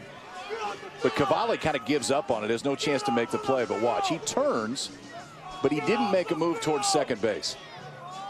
And it's a heads-up play right there by Cavalli just to go tag him just in case. But I think it's a wrong call. If you make a move towards second base to where you're offering like you're going to continue to go, that's one thing. But simply turning that way doesn't do it. David Pierce out to argue, and I think he had a very good argument there. At first, I thought Philip Miller, the first base umpire, kicked the ball. I didn't see it at first. But now on that replay, I agree with you. There was no concerted move on the part of Ellis to turn for second base. He just turned his body and stopped in his tracks, really. So that's a break for Oklahoma. And another ground ball to Ware. This throw is on target. That's out number 2.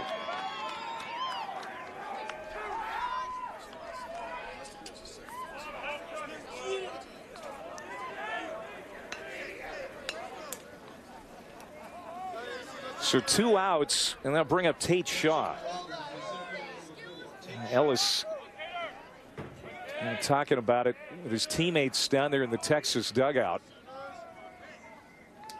He gets a single in the scorebook. But As then, it should. But then I'm not exactly sure how you score that after that. I'm going single 3U. And I'm not entirely certain, but I'm going to go with it. And you're writing it down, which may be the wrong move.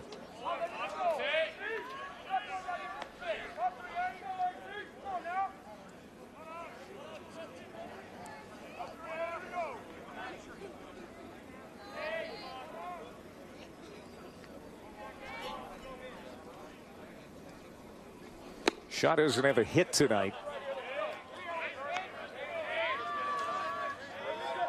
He's 0 for 4. Product of Westlake High School in Austin. Walked on 4 years ago under Augie Garrido. And he'll walk down to first base with a 2-out free pass from Austin Hansen here in the 9th.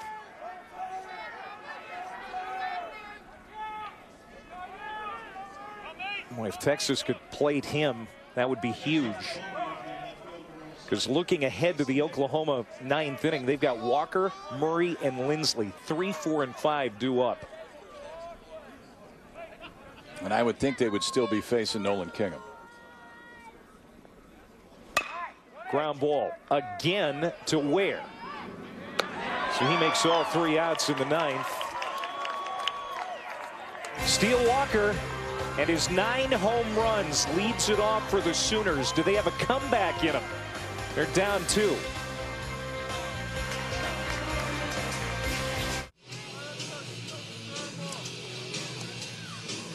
Texas 5, Oklahoma 3. The difference in this game, the 2-run home run from Zach Zubia in the 8th inning. 8th of the year for a freshman. He knew it when it came off the bat. Right over the 385 sign in right center field. And Nolan Kingham, who came into this ball game in the 6th inning, now with a chance to close it out and give Texas a series win. And Steele Walker fouls it back. It'll be Walker, Murray, and Lindsley. 3, 4, and 5. Steele Walker had the RBI single in the 1st inning. He's been kept quiet since. Big swing and a miss, and Kingham gets a big out, number 1. That's his 6th strikeout. It was a slider last time up that Steele Walker just about hit out of the ballpark.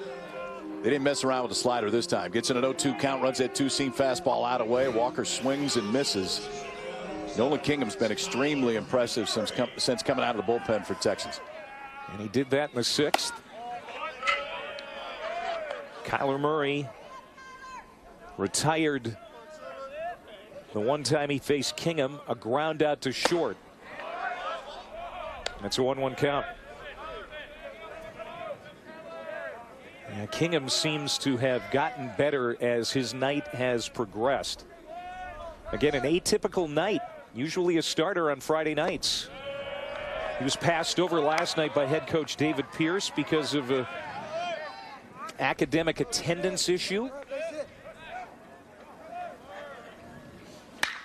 This is stroked to left by Murray, running and making the catch is Hibbler for out number 2. And now the Sooners are down to their last out. It's an 0 for 5 night for Kyler Murray, but the last 2 balls, or 2 of the last 3 balls, he's hit right on the screws. If the wind's not blowing tonight, I think that's over Hibbler's head in left field. He had a line drive to second base. Cody Clemens kind of corralled and threw him out at first.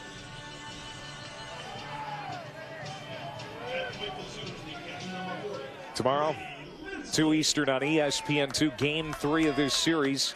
Texas might be going for the sweep. Texas with a win tonight will be 11-3 in the Big 12 and sitting in first place by themselves. This is going to flare into left field for a base hit for Brady Lindsley. So a little fire here, a little life for the Oklahoma Sooners to a base runner, and brings up Riley Ware. Oklahoma has 7 hits tonight. Brady Lindsley has 3 of them. Single in the 1st, single in the 7th, now a single in the 9th to keep this ball game going.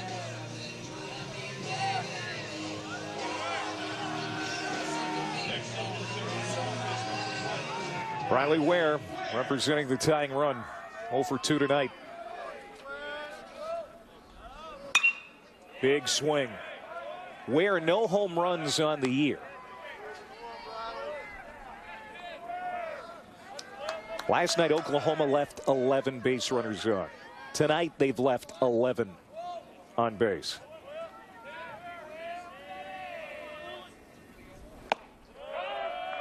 That hit him. Barely. And that's the 2nd time Ware has been hit by a pitch. You're right, that barely nicked him. And that is one if he wanted to, and I don't think it was egregious, but if Matt Anderson wanted to keep Riley Ware in the box, he absolutely could right there. There clearly was not an effort to get out of the way. And with that big pad on the elbow, you're a little bit braver sticking that elbow out over home plate. No doubt about it. I don't blame him. I mean, you want base runners any way you can get them right now.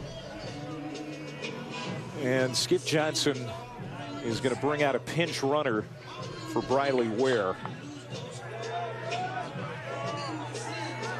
Dominic Dorenzo one of the catchers on the roster for Oklahoma, will run at first base for Ware. And Kyle Mendenhall has been on base 3 times tonight. A couple of bingos and a walk. He represents the game-winning run. Mendenhall has 3 bombs on the year. It was a 3 spot last night for Texas in the 9th that ultimately was the difference for the Longhorns to win it by 1. Popped up. Right side, long run. Duke Ellis coming in, makes the catch, and Texas takes game 2, and they've got the series. 5-3, a comeback win. Some power at the plate and great pitching. In relief by Nolan Kingham. And really great pitching after the first inning. I mean, Chase Sugar gives up 3 in the first. Texas is down 3-0, and they've only been to the plate once. But after that, Sugar held his own. Ended up going 5 complete. Nolan Kingham, who was slated to be last night's starter,